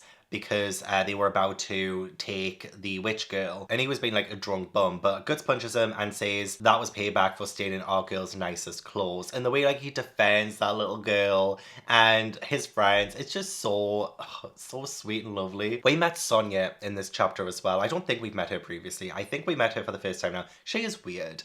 She is very weird. I can't really get quite a read on her. She is a medium and she does seem quite young. I'm not too sure what her age is, but she does seem quite young. And just the way she presents herself, the way she goes on, the way she kind of flitters around and talks to people, it just comes across as very weird. But it does lead to some great scenes with, I want to call her Shirka. Even though I think you guys are going to laugh at me because it's probably wrong, but I'll call her Shirka because I feel like calling her Witch Girl feels like a disservice to the great character that she's become. She becomes so powerful, honestly. She is a huge asset to that team. I tried to think where they would be without her at this moment in time.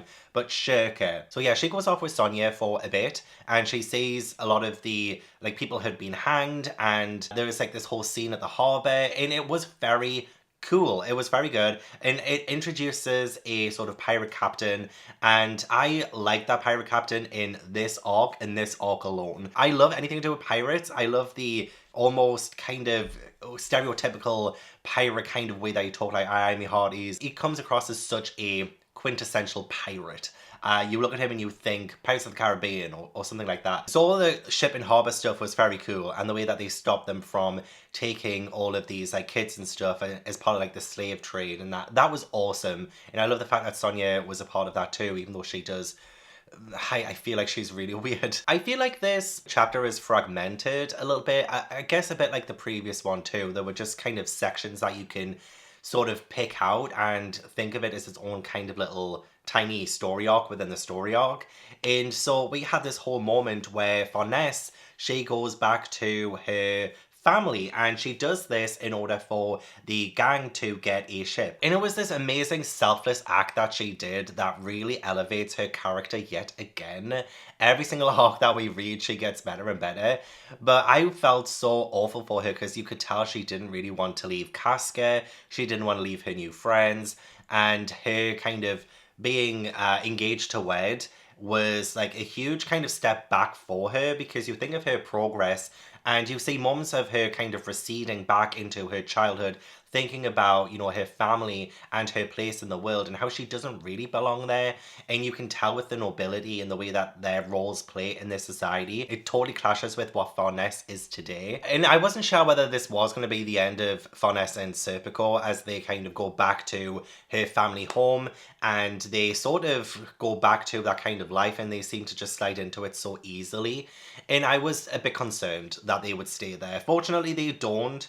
And it was really just all a big way of Farnese securing the ship so that they can get to Elfhelm. But that sacrifice was amazing. Just seeing how different that life is, in a way of Farnese saying goodbye to that life too. I feel like we couldn't have really moved on to the next chapter with Farnese, especially since she's now becoming this incredible being now with learning magic. And there was a scene where she had this apple and she was using this apple as a way of learning magic. And I think that again was like pretty symbolic to Eve eating from the tree of knowledge and like the forbidden fruit, and the way that her whole surrounding in this sort of place was so cold and so normal, I guess, within this world that we've seen so many incredible, extraordinary things happen. So I enjoyed the fact that Guts wasn't just going to sit down and let this all happen, and he was actually going to go, and he said something like losing the person who protects Casca and like our comrades doesn't sound like a good deal for the ship. So they end up going to the whole mansion and stuff to get her back, and I just think that's so incredible. I will say though, Isidro and Puck, okay, so as much as I do love how comedic they are, they're starting to annoy me a little bit. Like, I do like their comedy, but I feel like it's getting a little bit too much at this point in time, and especially in the Fantasia Elf Island chapter 2. Oh my gosh, like it was getting way too much, like way too much. I was like, I kind of miss Puck from the Black Swordsman arc. I miss Puck from like the very start of the Conviction arc. We had a totally different character then. He felt a lot more useful back then. Now he just seems to be, I hate to say, but maybe a sort of gimmick kind of character where all he does really is just give a commentary on something that's happening or tries to be funny. And I really enjoyed the whole Star Wars reference with him being Yoda for a second. I think it was in the previous arc. But like he's done it like a couple more times since then. I'm like, okay, like let's move on from that reference. I know it's so nitpicky of me, I apologize, but like I'm getting to the point where I kind of just want our characters to feel useful to the story and useful to the other characters rather than them just being in the background commentating. It's starting to get really old now. So that kind of a little bit of a negative thing out the way. Love the ballroom scene where they are, well actually no, before that it was Serpico and Guts, they were fighting. And again, I was like, Serpico, I mean, I get it, I totally get it. Like he wants to beat Guts, like he has this almost like an ambition himself in order to do that. Like he wants to outsmart him and use the surroundings against him yet again. And I feel like in a certain way as well, it kind of helps Guts too to adapt, you know, from different situations. It's very easy for Guts to go berserk, but to actually think about what's around him. I feel like Serpico has like really led it into Guts learning the landscape of the battlefield a little bit more than he usually does. So as much as I hated saying them fighting because we're like comrades, we're like the new kind of Band of the Hawk together, you know, it's although not officially because of the fucking Griffith and his group, but it feels like they are supposed to be a team, and it kind of broke my heart a little bit to see them fighting, but at the same time it felt necessary and it felt like such a great scene too, which led to the ballroom scene when all the monsters were attacking the nobility, and it was so good because Farnese got a time to shine in front of her family. Love the moment as well with Farnese and her mum, the way that her mum was actually quite supportive of her. I kind of got a little bit taken back by that because it's not very often, I guess, that we see our main characters have such a strong parental figure who is actually supportive. So yeah, that was like a really nice touch. But those monsters in the ball were absolutely terrifying. Fantastic fights. Again, it just highlights how useless the nobility are in this world. The only real time that they are useful seems to be with Charlotte and the way that her union with Griffith is making him, you know, stand taller in this world to get closer and closer to his ambition of having this kingdom. It's almost like he's trying to be God, and this is like his, you know, like the kingdom of God. Like this is his kind of ultimate goal in his journey. But I feel like the nobility in this arc just highlighted so much just how useless they bloody are. So Farnese is so lucky to be removed from that situation now. The whole world pretty much has gone to shit. There are so many places that are overrun with monsters and all of that, and probably worse now after the end of this arc. But yeah, you kind of don't want to just be a relic in this world. You have to have some kind of use, which again is why I'm kind of disappointed that Puck and Isidro have been relegated to mainly strictly comedic roles. Isidro does have his uses sometimes. He does help out a little bit, but he's just... I don't know, I both love and hate him at the minute. Once all of the fighting in the ballroom is done and stuff, we meet Roderick as well, the one who is betrothed to Farnese, and I really like him. I was worried that he would be someone who was going to be very oppressive and misogynistic and doesn't want Farnese to have any sort of individuality. But actually, he's so supportive. He is offering to let them use his ship so that they can get to the Elf Island, which is massive. And he's a good guy. He is a good guy, and again, like, they're few and far between sometimes. So it's really nice to see that. I'm kind of glad that he joined the crew, and he ended up going to the Elf Island too. Which then leads to Ganishka, and even though, like, these moments are, like, all connected and stuff, and it follows a really good flow again, like, this is why I think it's kind of fragmented into littler parts that you can really take in a digestible way. So the fight between Guts and Ganishka, which ended up leading to Zod and Guts working together against Ganishka, was like incredible. And I was like, damn, Ganishka seems to be like the next big bad of the story, and he definitely put up this incredible fight. I love the fact that Guts survived so many lightning strikes from him too. It just showed you how formidable Guts is himself. But I don't think I have ever pictured a world where Guts and Zod ever work together. It just blew me away. And the fact that Zod even stopped an apostle from killing Guts too. Did I wake up in an alternate universe? You know, it flipped so much on its head by saying that. And again, comes back to the idea that it's not really just as straightforward as good and bad and sides and stuff. I feel like sometimes you do have to sort of blur the line between them in order to, you know, get to the next step and kind of overcome an enemy or something like that. It feels like this isn't just a black and white world anymore. But that moment, like at the end of the fight, when Guts is like, Griffith's nearby, isn't he? And he's like so tempted to go and kill that bastard. But he sees that that's not what's going to be in the best interest for Casca. And Casca, she still needs to get to this island so that she can have her memories restored and be the old Casca again. So I love the fact that Guts chose Casca over Griffith, which I think sometimes his need for vengeance and what he did, you know, at the end of the Golden Age arc before getting her back during the Conviction arc, when he left her behind kind of thing, he was kind of choosing that redemption over her. I mean, not that he's not going to go after Griffith when the time is right, but he saw the shortcut towards Griffith and he chose to go a different direction. Poor Guts as well, because you can see him really looking older now. Like, his hair is turning white, he's got scars and marks all over his body, and this does actually come to a head at the end of the next arc and start of the one after. But I think this arc did a really good job of looking at the priorities of Guts and what he kind of values most right now, and above all else, it is Casca. But then we do kind of move away from them for a big chunk of the end of this arc, and it was pretty incredible, it was pretty epic. Charlotte is now engaged to Griffith, which, oh my god, congratulations. But Ganishka has kind of waged war against Griffith. Like, he doesn't want to bow down to Griffith or anything like that, so he is one of the only apostles who has kind of opposed him, and that is very interesting to me, because really I should be rooting for Ganishka in taking Griffith down because of everything Griffith's done. But we also have Ganishka, who has now transformed into this massive monster, which, oh my god, that was insane seeing happen. And the way that he's walking and he's killing his own people, and all he says is, oh, look at those pretty red flowers, look at them blooming. I'm just like, this man, he's insane now. But that whole section was a moment where I was like, who am I rooting for here? Who am I supposed to be rooting for? I feel like this is confusing the life out of me, because it's two shady people having a fight. And obviously I don't want Ganishka to win, because the way that he's transformed is a lot more terrifying, at least in terms of how he looks, over Griffith, who seems, again, so calm and collected, and like he knows what he's doing. And it's confusing my brain. I don't want to root for Griffith, but in that moment I kind of did. It's almost like an all-out monster war, which again is so cool to see. At the time of reading as well, I was like, oh, but I want to get back to Guts and Casca and everything.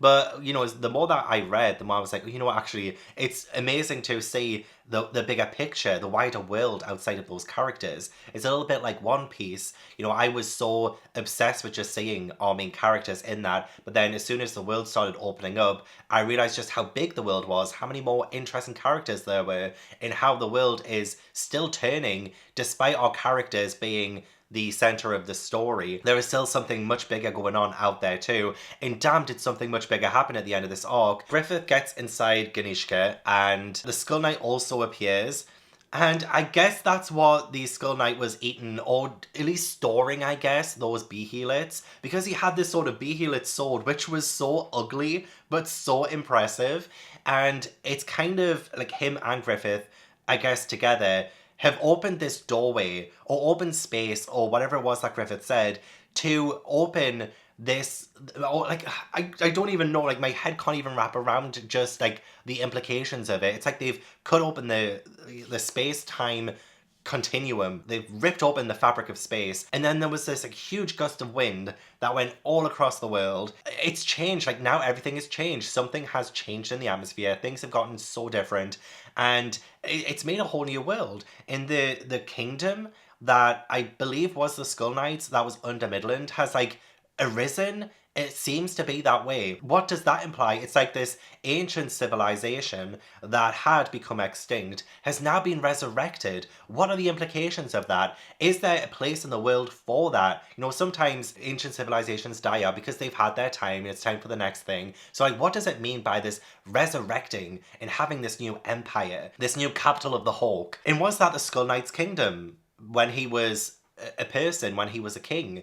Wow, I loved seeing it. It felt very like ancient Rome-esque. I guess. Which, honestly, the implications of that and the symbolism of what that could bring if we look into ancient Rome and the stories from ancient Rome and history, I think will be so cool to explore if that's the kind of route we're going. Or it could also be like ancient Greek. I don't know exactly what civilization we're kind of emulating here, but it is the start of a new age. And that moment itself is so incredibly epic. It kind of transformed this chapter into something rather incredible. And like it still is my favorite one so far. I feel like the whole Millennium Falcon arc wasn't exactly my entire favorite one, but it was still so cool and exciting. Seeing Griffith come back just changed everything. The vibe of the story completely changed. It's really hard to explain just how different it feels now. It feels like the story's just gotten much more massive than what we first initially encountered in the Black Swordsman arc. And I'm way more scared of Griffith now. It seems like every single arc that passes, I get more scared of him.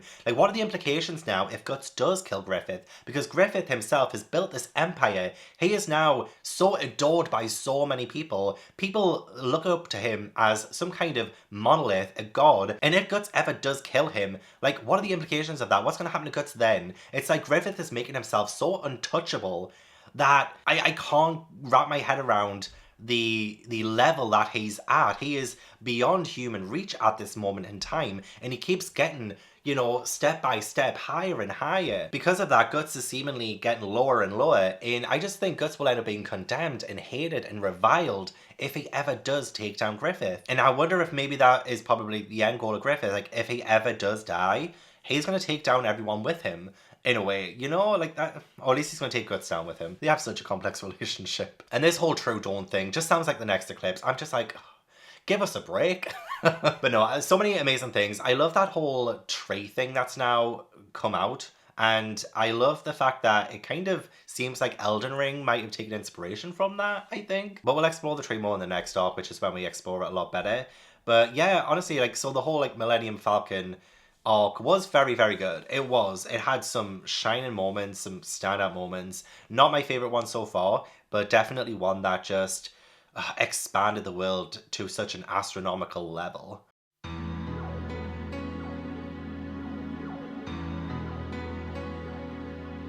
Oh my god, the wave of emotions that I went through during the Fantasia Elf Island arc was so much. And we started off on a little bit of a weird note. I didn't fully love all of the ghost ship and like sea beast kind of stuff. I do love things set out at sea. I love piratey kind of feeling things. But that pirate who kept coming back was honestly so annoying by the end of it. I was just like, come on. I love the vibes of the whole thing though. You know, the ghost ship stuff was very beautifully illustrated. It kept up with that gothic and atmospheric feeling that we do get throughout the series. And I do love stuff like that, but I wasn't taken by the whole thing. Mind you, there was an incredible moment with Guts in the Berserker armor. Like, one of my favorite panels, I think, of all time within the series. It looks so fucking incredible. And I ended up liking Isma, who we meet on the island that they end up kind of getting a little bit marooned on as they have to repair the ship. And we learn about Meros, which I think are like mermaids. And I find that so incredible too. We're opening up the world a bit more with the folklore kind of creatures. Like we had the trolls and the ogres, kelpies, Meros. It just all fits so beautifully together. But I wasn't exactly fully taken by Isma's kind of whole story with like her mum, waiting for her mum, kind of being bullied by the other people on this island. At least not in the same way as like during the Lost Children arc when we did meet some new characters. I did feel more attached to the new characters we met during that arc than I did in this one. And you know what, Isma is absolutely fine. She seems to be like a pretty fun kind of character. Oh god, until like the end. Until the end bit there, oh my gosh. But I guess in a way as well, I kind of don't want more comedic light characters to be introduced at this moment in time. As much as I do like how it balances out the darkness of the series, I feel like we get enough of the silliness and that kind of humor from Isidro and Puck. I still do like their little moments. You know, when they draw on Shirka's face, and that was fun, that was funny. But again, I just don't want any more comedic characters. Like, is that too much to ask at this point? I just want us to kind of tone down Isidro and Puck a little bit and keep the lightness kind of down here. There is a time and a place. I also love the fact that we're building Farnese up to be a kind of shield. You know, she looked after Casca for a long time at this point, and she does act like a shield for her. So to have Fondes kind of level up to being a sort of shield for the ship at the time it was getting attacked was really incredible to watch. You know, seeing her build up this really natural character progression, seeing her usefulness like really pay off. It was a really cool moment to see. It wasn't as cool as getting a Guts flashback though to before his time in the Band of the Hawk. Oh my gosh, I will take any flashback with Guts any day of the week. I will take an entire arc of flashbacks with Guts. I really would. And I found it so interesting. It didn't last a great amount of time, but the kind of moments that we did get during those moments were so good. Like we met someone called Martino who we think saves Guts, but he was actually very clever in kind of using Guts as a sort of distraction so that he could get away. And I was so convinced as well. I even wrote my notes, Martino saves him, that's awesome. And then the next note was, okay, never mind. I love the kind of flipping of that character so quickly. And it was just like a tiny minor character really, but it kind of felt great. But what really got me was Chich. Oh my god, when Guts was in the prison cell and there was that little flower that was blooming, and you have little Chich who is connected and tied to that flower, and she ends up using it to heal Guts. And I don't fully understand what happens to her after that because she seems to have disappeared. I don't know if she ended up killing herself over like healing Guts because she like uses so much of the flower to give to Guts to heal him. But like he does end up taking the flower, and I was like, oh my god, like he promised to put her flower with all the other flowers and stuff. And I'm just like, oh my god, please tell me Chich is okay. Please tell me like she was just sleeping or something at that time, because my heart will not be able to take it if Chich isn't okay. And we only saw her for like a chapter. I'm like, oh, that was honestly such a moment. Falconia. Falconia is the name of the new kingdom that the White Hawk, or Griffith, is leading. And it looks like a utopia. It really does. And Luca's there, and I was so happy to see Luca again. I'm like, oh my gosh, this is incredible. But there's just something about Falconia that really rubs me up the wrong way. It feels like a great place to live, don't get me wrong. It's protecting a lot of people, but at what cost? Something's gonna end up happening at some point in this story. Griffith sacrificed people in the past. He would do it again, I'm sure. But it just feels like this closed off kingdom that is acting like a safe haven is probably going to end up being something that kills them all. I feel like there's something way more to it. You don't just resurrect a bygone civilization, a bygone kingdom for it to like continuously thrive for the rest of time. I don't know, that something stinks. Something stinks. And I'm a bit scared for Luca and everyone who is in this safe haven thinking that they are safe. I just feel like nothing is ever perfect. There's gonna be a catch. But oh my gosh, Rickard. Can we talk about Rickard for a second? Because Rickard is becoming my MVP. He is becoming such an incredible character.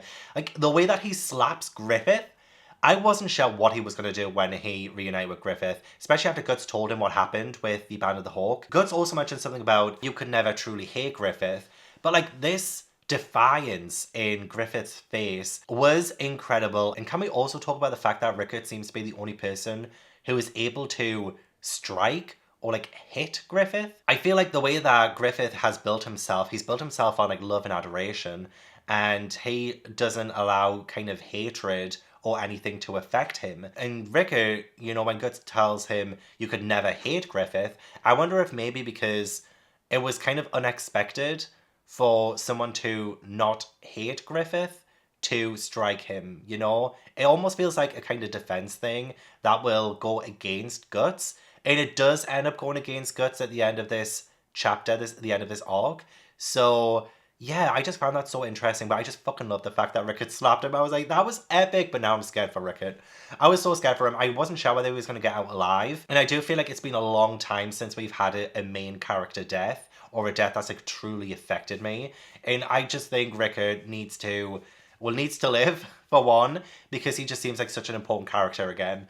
I'm so glad we got that reintroduction to him, because he's just epic. He's incredible and amazing. So we get to the island with Guts and the gang, and I love the fact that we had all of these like kind of scarecrows, and even this moment with these stones that, you know, when you're going through, if you don't really belong on the island, you kind of just end up coming back on yourself. Like, you can't really get through the stones. But all these tests, Puck does end up getting everyone through, so he does have his uses. But I like that. I like the Village of Mages. I love the whole design of Elfhelm and all of the ways that was beautifully illustrated. It looked absolutely gorgeous, and it really does give you that safe, feeling. I think one of the things why, okay, I just spoiler alert, I didn't fully love this arc itself. It's probably my second least favorite arc so far, but I do feel like it was important to give us that false sense of security, to make us feel safe, at least for a time, to recuperate for what's to come, because we do need moments to breathe. And that's what Elfhelm felt like. It felt like a breather. A beautiful, beautiful place. We were just chilling, hanging out, being friends. Well, I won't say boring because I don't think Berserk is ever boring, but it did kind of lull me for a bit. I think the highlight of this arc for me, my favorite moment of this arc, was the Corridor of Dreams. Shirka and Farnes going into Casca's mind, that whole bit. At first, when we go through too, the illustration style was very childlike, and that was incredible because it really just show you Casca's state of mind right now. When we go through so much trauma and PTSD, sometimes we do revert back to a childlike state, and I think this is what Miura, honestly, I feel like this is probably, this whole entire section is one of the pinnacles of Miura's greatness, because I do think that he shows PTSD and trauma in such a beautiful way, in such a touching way, and something that I think is so vital to Casca's own mental health and mental well-being. And to see that depicted, it's one of the most beautiful depictions I've ever seen of the exploration of like PTSD and trauma. The symbolism within Casca's kind of Corridor Dreams too was incredible. We have her sort of doll all fractured and broken up and scattered around, but her main body is in this casket that's being dragged by Guts, but Guts as a dog. And if I remember, Casca did used to call him a sort of mad dog when they used to be comrades in the Band of the Hawk. So it was like really fitting that Guts would be the one shouldering and carrying Casca in her casket, Casca's casket, being the one to try to defend her from the monsters in her mind, but still not being able to put the pieces back together again. And that's where Shirka and Farnes come into it, because their goal of putting all the pieces together was so interesting to watch. The whole thing was gorgeously, gorgeously illustrated, collecting the fragments of memory.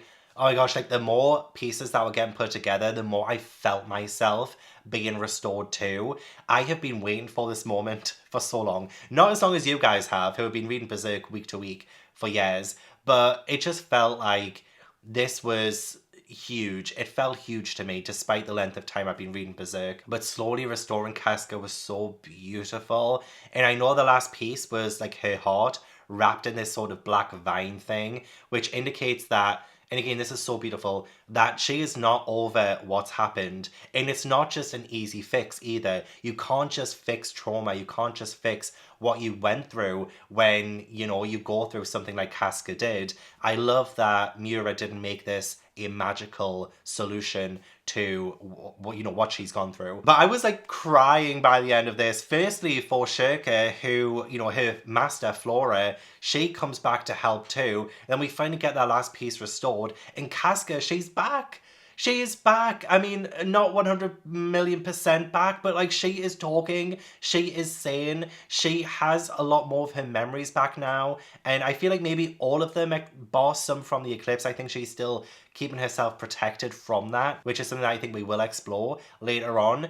And honestly, I was sobbing, absolutely sobbing, when she, you know, goes outside and she goes towards Guts, but then she still can't do it. She still can't do it, and my heart broke. My heart absolutely broke, because we were so close to Casca and Guts reuniting as Casca and Guts. I wanted to feel relieved. I wanted to feel all that pressure get off my shoulders, but we still have a long way to go. And I know at the end of the arc we do have Casca getting taken away from Guts again, but like we were so close.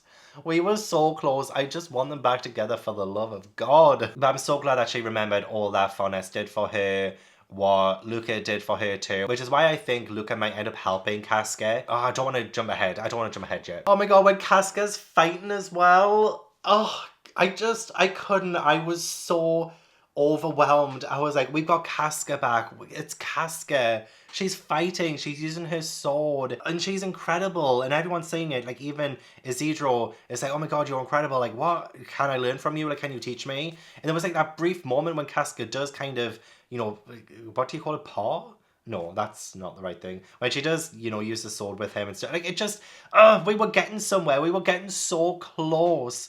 So close. I'm so frustrated. I've been blue-balled by this whole thing. And the fact that she still can't say Guts breaks my heart, and she's tried. She tries. And the way that Guts is so selfless about it too.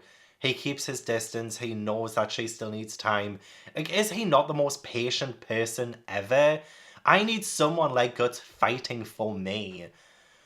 Oh god, like I could cry again because it just was so perfect, but like so frustrating. Anyway, all that aside, I think it's just a huge testament to the fact that I fucking love these characters so much. I would protect them with my life if I could. So the Skull Knight is also back too, and we saw him briefly. We also got a bit more on his backstory. We also saw some different god hands. You know, apart from the initial main one with the big brain, the god hands look so fantastic. I always love their designs.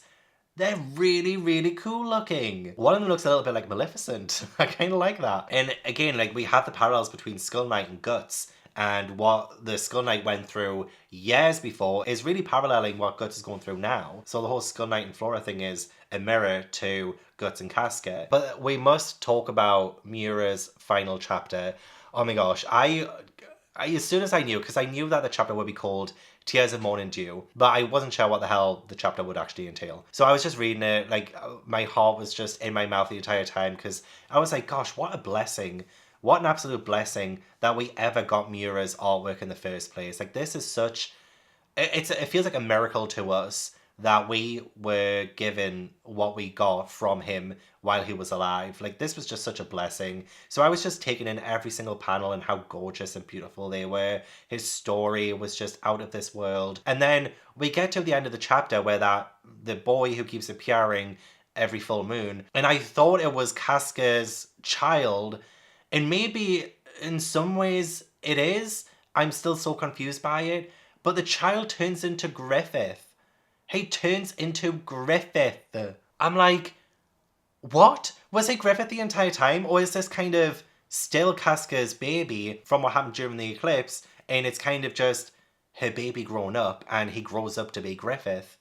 But like, no, that can't be true, because Griffith and Zod take Casca away to Falconia. So that is Griffith, right? Was he Griffith the entire time? I'm so confused. But like, that was so shocking to me.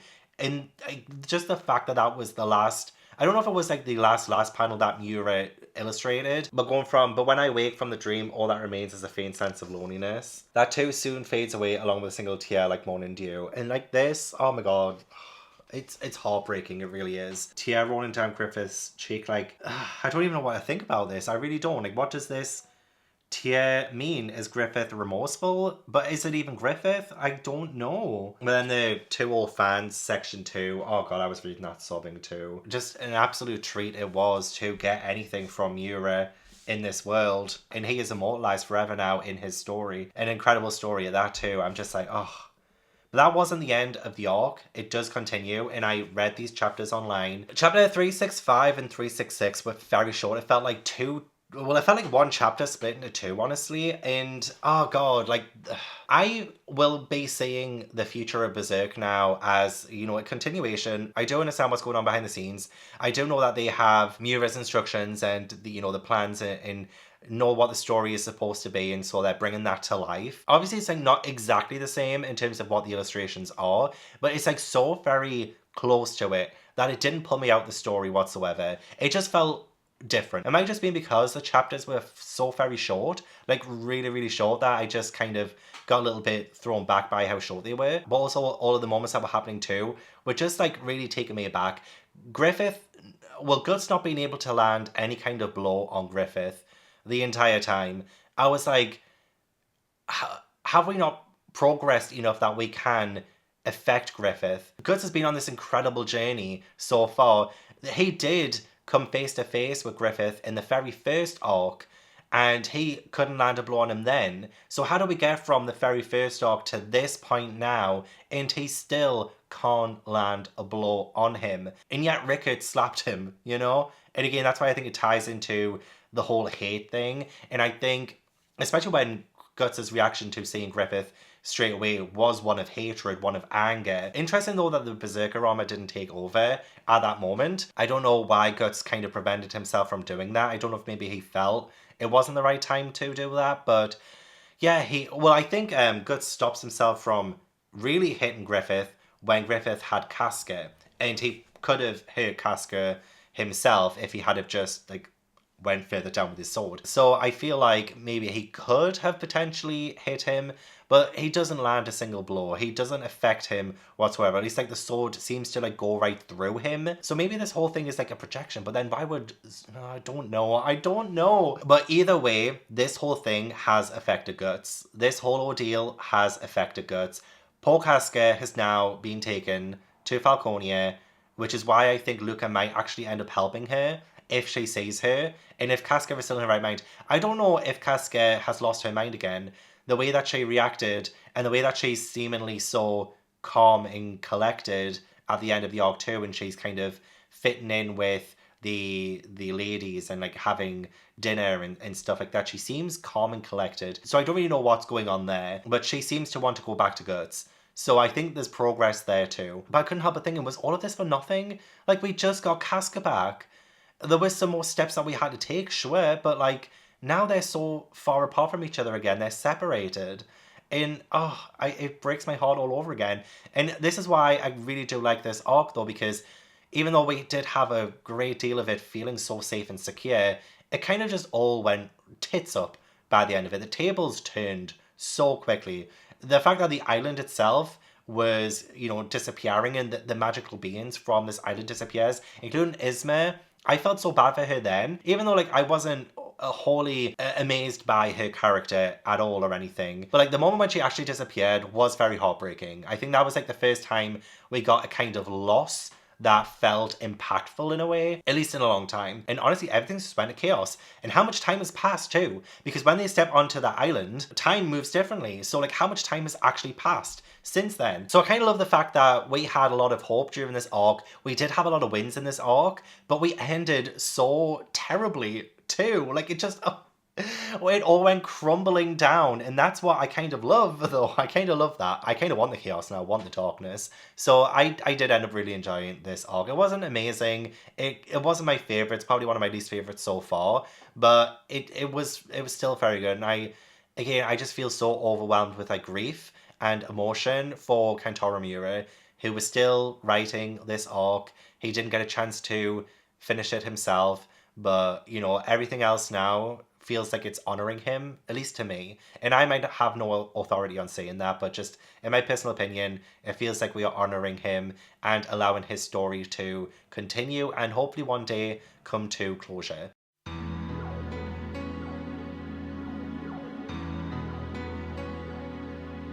So we get into the current arc, which is the Eastern Exile chapter. Even though there are only like 2 chapters out so far, it honestly feels like we are starting off really, really strong. I also think that the illustrations are looking so good too with this arc. It might be just like a little bit rough in 365, 366. At least like not as much detail as I'm kind of used to. But it feels like the 2 chapters that we got in the Eastern Exile chapter so far feel like they've kind of found their feet with it. It felt very natural and it felt great to read. But we are going to be ending this vlog, this reading journey of Berserk in quite possibly the lowest place that Guts has been in such a long time. We are ending rock bottom, essentially. Guts is now in chains. They've gotten onto the ship, they've escaped the island. A lot of the magical beings are disappearing, their magic's fading. Guts is in chains. He collapses to the ground. He feels like he hasn't been able to do what he was supposed to do. He's hit rock bottom. Isidro shouting out at Guts as well, telling him to get up and fight and stand. And Guts just can't. He just can't. I feel like he himself has kind of snapped. Something snapped inside of him. And again, it feels like this journey hasn't been for nothing. It hasn't been for nothing. All the friends we made along the way, the progress we made with Casca, all the lessons that I feel like Guts has learned to this point has been very useful and helpful. It's just we're feeling like we haven't made progress. And that's what's heartbreaking, because having Guts in chains is so symbolic of that. He is tied up. He is at the lowest of his lows, and that is just really heartbreaking to see. with all that progress, like literally 10 chapters ago, 11 chapters ago, we were there, you know, we were on the precipice of happiness and things being right again, at least in like a lot of the aspects of Guts' life. But then Casca's taken away, and that's like the whole world was taken away from him too. But one thing that is a sort of shining light in all of this is the fact that Rickert and Guts have now reunited. And I think now having two of the original Band of the Hawk members together again, one being Guts, who is so adamant on taking Griffith down, and the other one who has been, I think, the only person who's been able to strike Griffith. Having them two together, I just feel like we will get back on track and we will win. But I do wonder if this is now the time for Guts to confront his emotions and to move past his own trauma, because we had Casca have to do that herself in the Corridor of Dreams, getting the fragments of memory together, and she still has some way to go. I feel like now everything being stripped away from Guts in a way, or at least Casca's being stripped away from him, he may now have to confront those emotions that he is still running from. And I cannot wait to see where that takes him. So, I mean, we're off to a really good start with the Eastern Exile chapter. Glad that I can now read it whenever the chapters come out. I know there are loads of breaks for it, which is a little bit sad. But, you know, I'll take Berserk any which way it comes. And I'm excited for this new journey, this new chapter in my Berserk journey.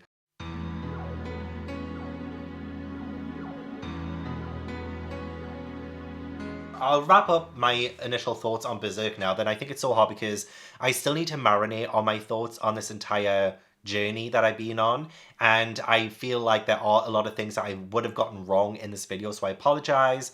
It is really just my initial reading and gut instincts on a lot of things, so please do chat to me down below about anything and everything. Correct me when I've been wrong, tell me your kind of perceptions on things. I would honestly love to talk about Berserk and get more perspectives on it. But I would call what I've just read a masterpiece. I really would. I'm so thankful to Kentaro Miura, may he rest in peace, for giving us Berserk. I hope he was proud of the story he gave us. I hope he is proud of the legacy he has left us with too, because he was honestly an incredible man, and I honestly wish I'd read Berserk earlier when he was alive, when he was releasing these chapters himself, because I just feel like that would have been such a special moment in time. He was a genius, and I will remember him forever now. I do want to try and rank the arcs now, actually, before I wrap up. So it's really hard because I felt like every single arc was so pivotal and so monumental in their own ways. Every single arc was relevant. And, oh god, I feel like I need to reread and reread and reread to get a really true sense of everything. But at the minute, I think my ranking would look like this. So Golden Age arc is definitely my favourite arc, I think, just out of anything, to be honest. It rivals some of my favourite arcs of One Piece. Conviction, I genuinely loved so much as well. Wasn't sure if I would because it was in the shadow of such a brilliant arc, but it really held its own. Millennium Falcon is probably my third favourite, because I see so many incredible moments from that, some standout moments that are so important, and just such a riveting read still. Fantasia is my fourth favourite, which is, you know, I don't want to call any of these my least favourite or my second least favourite, but like my fourth favourite, I think, is the right way of saying it. It is unfinished. There are still many more chapters to go, I am sure. At the minute, it doesn't feel like it's blown me away like the previous arcs have, but we're heading in that direction, and I'm willing to give it a chance. And then my fifth favourite arc is the Black Swordsman Arc, but again, I love the introductory arc. So many standout moments from that too, some of my favourite moments. What a great way to start the series. So I can't believe it took me so long to read Berserk. I apologise that I started this a year ago. It has been a year since I uploaded my first video on Berserk, but I really wanted to do it justice and do a proper movie length video for it and read it all, because I just love doing stuff like that. I love binging things. I love being able to consume myself within a story to really feel a part of it. I want to give a huge thank you to you all for watching this as well. Please do give it a like if you enjoyed it. Subscribe for more manga content. I want to give a huge thank you to Kentaro Miura as well. I didn't know about Berserk until after he passed, but I hope that I can keep the memory of him alive with this video and keep his memory alive in the future as well, just on my own, when I read more Berserk, when I revisit Berserk in the future too, and just continue to love and adore the legacy that he left us. If you're still here, I appreciate you the most. You guys are the best. Berserk forever, and I will hopefully see you in the next video. Bye.